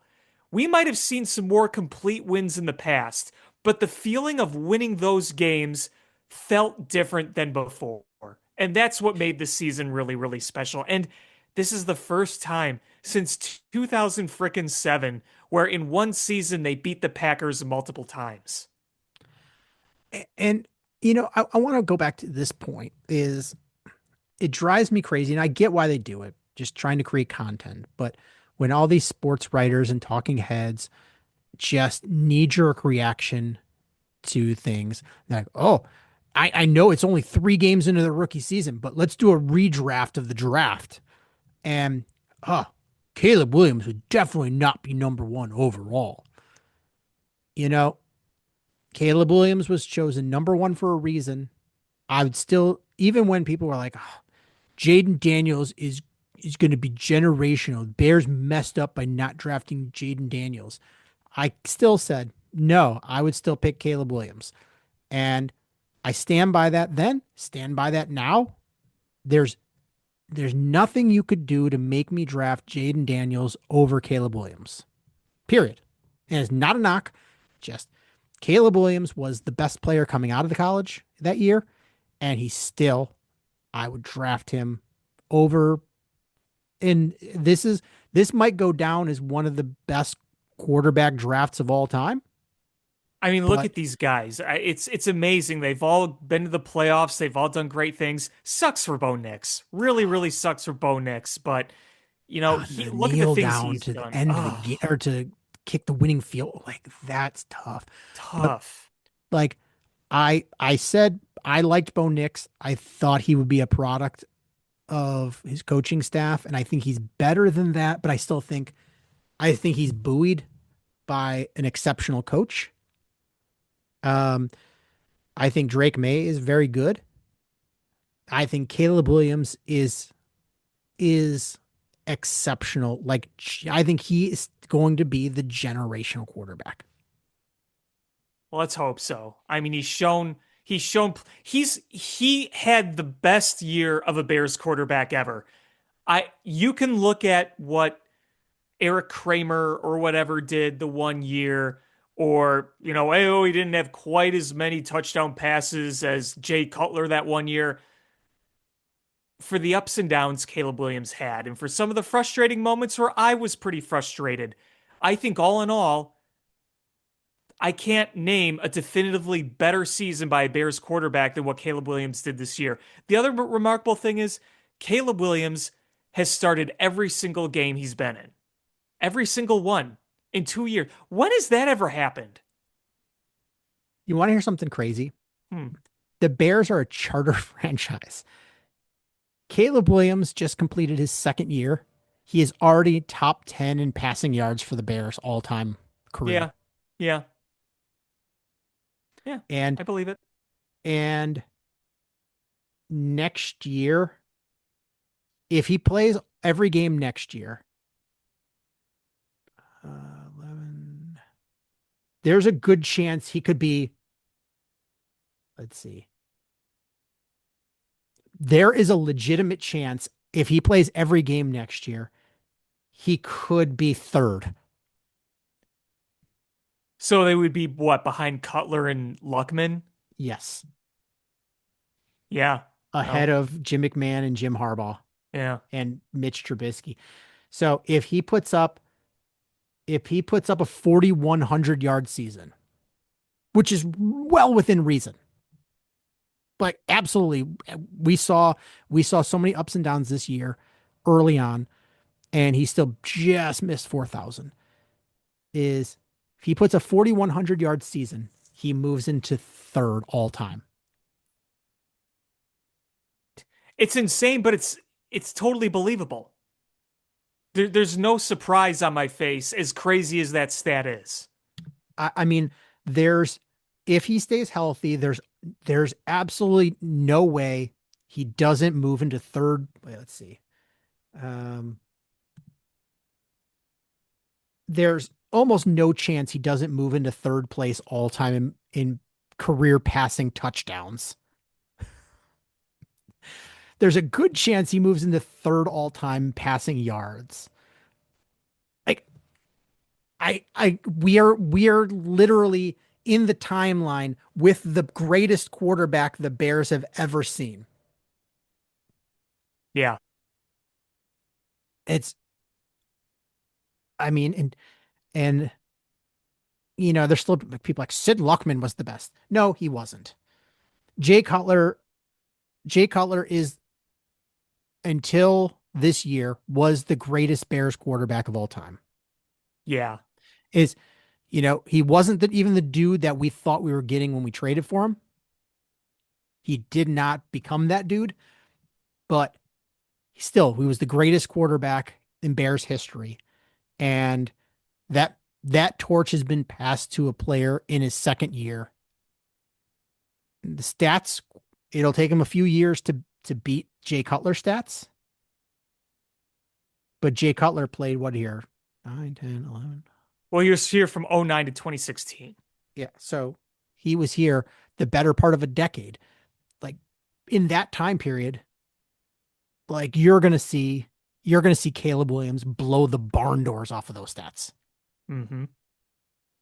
But in year three, he's going to be only behind Jay Cutler and Sid Luckman in yards and touchdowns.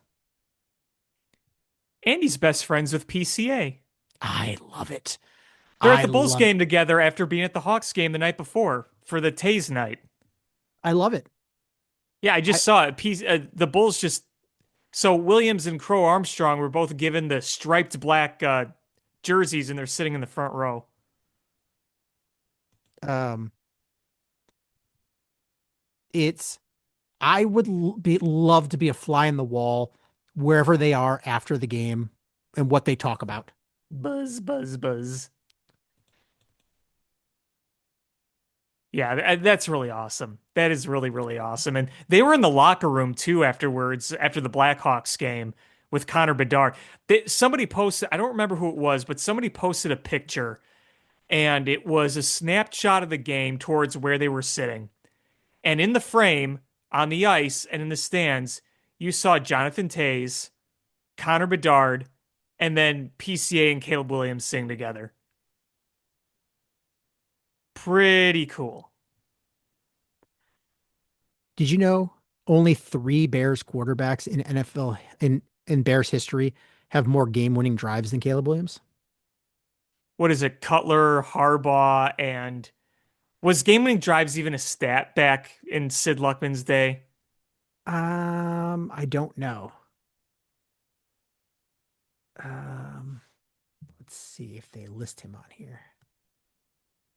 They they attribute some to him, but it's not him.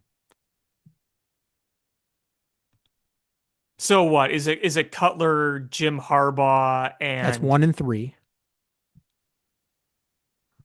it's not like Kyle Orton, is it? Bob Avellini. Bob Avellini. Okay. Yes. And uh Caleb is tied with Jim McMahon, Mitch Trubisky, Billy Wade for fourth After 2 years. after 2 years. You know what though is I don't think he's going to get less and less of those because I think the Bears will start playing with the lead. Well, that's what I'm hoping. Yeah, that you don't need to have that many game winning drives. No. Um, but I'm quickly looking here at let's see. Jay Cutler is also number 1 in TDs over 7 seasons. He averaged 22 a season. Caleb in 2 years is averaging 24. And that was Jay Cutler in his prime versus Caleb Williams one year with an absolute dreadful dog shit coaching staff, and then 1 year where he was learning a brand new system. I really like the chances of Caleb Williams being number 1 in every Bears passing category in short order. Yeah, if he's healthy, he should be. I mean, uh, let's see. 2025 NFL passing leaders. Mm-mm-mm. Just looking who led the NFL in TDs. In passing TDs? Yes. Matt Stafford, 46. So 30s, I think, up high, but reasonable number for touchdowns for Caleb. Yeah. Um, so let's see, he's at 47.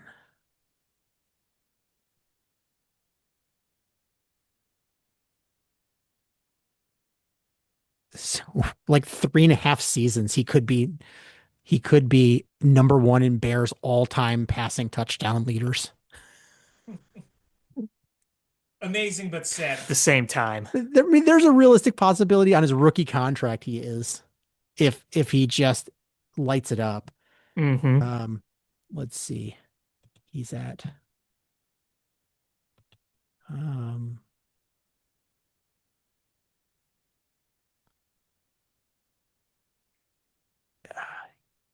he could be like in his sixth season be the all-time Bears leader in everything. I love it. I love it. Caleb for mayor. With PCA's vice mayor, right? I'm here for it. I'm here for it. I love that. I love that they're best friends. The guy with the blue hair and the guy with the painted nails. Best friends. And we're not talking about Dennis Rodman. No. Isn't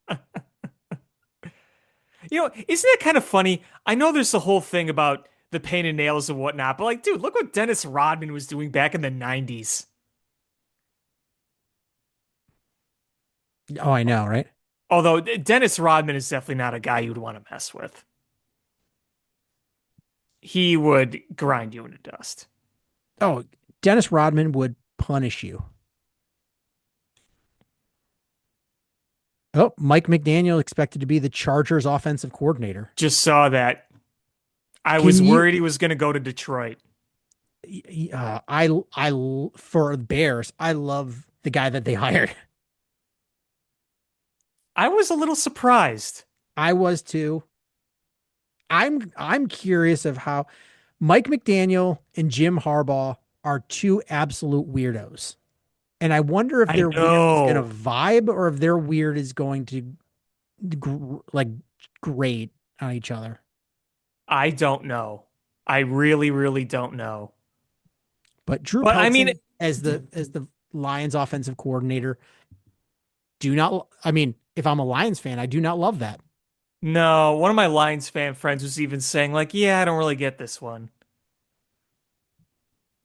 Yeah, I don't love that for them. For Bears, yeah, I mean, I think that could have been way worse for us.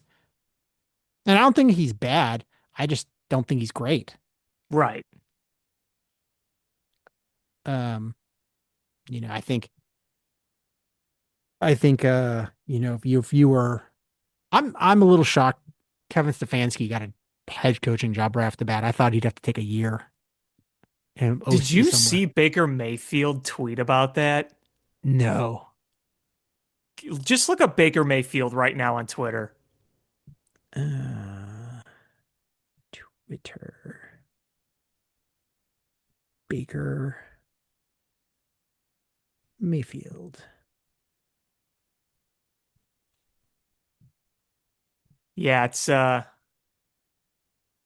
raises some Stefanski eyebrows. had a dumpster fire quarterback in Cleveland. Failed is quite the reach, pal. Still waiting on a text call from him after I got shipped off like a piece of garbage. Can't wait to see you twice a year, coach. Wow. Yeah. People think Ben Johnson's the only one airing dirty laundry. Woo. Yeah, woo. I don't know. I like Kevin Stefanski. Yeah, I think he's a better coach than what was showing in Cleveland. I think he was dealt a bad deck of cards offensively over there, so I think it could work over there in Atlanta. I think so. I don't think they have a bad team. I don't think they have a bad team at all. Um,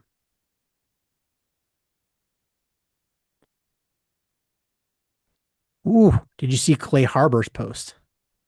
No, I didn't. If you're on camera stealing cookies, I don't need to hear your explanation of why you stole the cookies to know you were wrong. Nothing DJ Moore says will change the fact that he missed that play. Oof. Oof. Wow. Dirty laundry. Dirty laundry. Uh, do we want to talk about any other sports? No, next week we can spend some time talking about the Cubs because they had Cubs convention. Obviously, Bregman was introduced. I have a lot of thoughts on that, so I want to save that for when we have some time. Yeah, and the Kyle Tucker situation. Yeah. We'll talk. Yeah, I got thoughts on all of that. There's a whole bunch of stuff I wanted, but this was a a post-mortem.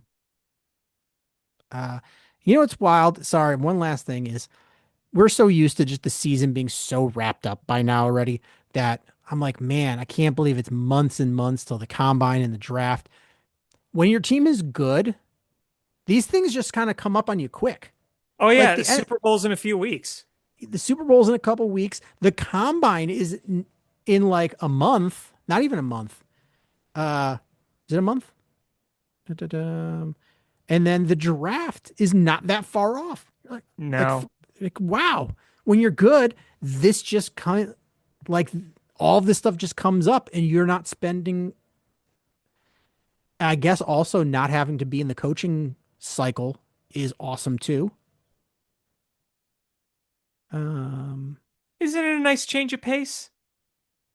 yeah, we are a month away from the combine. Month away from the combine. Uh, we're like 3 months from the draft. Um,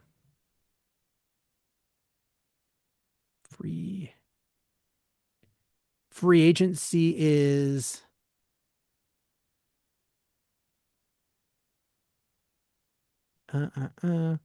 March 11th. So we're not that far off from free agency. Like, wow, when you're good, just everything just sort of, combines up, and you're not waiting as long, not sitting on pins and needles. No. Love it. Love it. Another reason to keep being good. Is there anything else you wanted to add? Nope, I've said my piece. I'm gonna miss football season, but I am hopefully too. next year. Looking forward to next season and seeing what the Mhm. Bears do, being excited, having a quarterback. And for the, I'm going to tell you this. This might be like the first time in most of your life where we didn't have a quarterback question going into the season. Yeah, isn't it nice? It's nice. I'm assuming it's going to be nice. Well, I haven't felt that since Jim McMahon. So that's going to do it for this episode of Bill Swerski Sports Talk Chicago. I want to thank everybody so much for listening. Please hit subscribe however you listen to podcasts, whether it's iTunes, Stitcher, YouTube, Google Play, Spotify, etc. Share this podcast with your friends. How we grow the show. Follow us on social media at Swerski Sports, Facebook.com/Swerski Sports, SwerskiSports.com, or Swerski_sports_ podcast on Instagram, or ShyFanPat2 for Alex on Twitter/X, or AlexanderJPatCreative.com for all the cool stuff that Alex does. And again, thank you so much for listening. And until next time, bear down. Cubs win! What a lucky break! The good Lord wants the Cubs to win! We thank Ditka and God for all they have provided. Cubs win! Cubs win! Cubs win! Oh, I don't want her her, you can have her. She's a Packer fan. She can't fit in my van. And she looks like... Remember, New Yorkers, smoking crack is not legal on planes. Bears 31 to -7. The Bears. Oh, when the Bears go bearing down, I wanna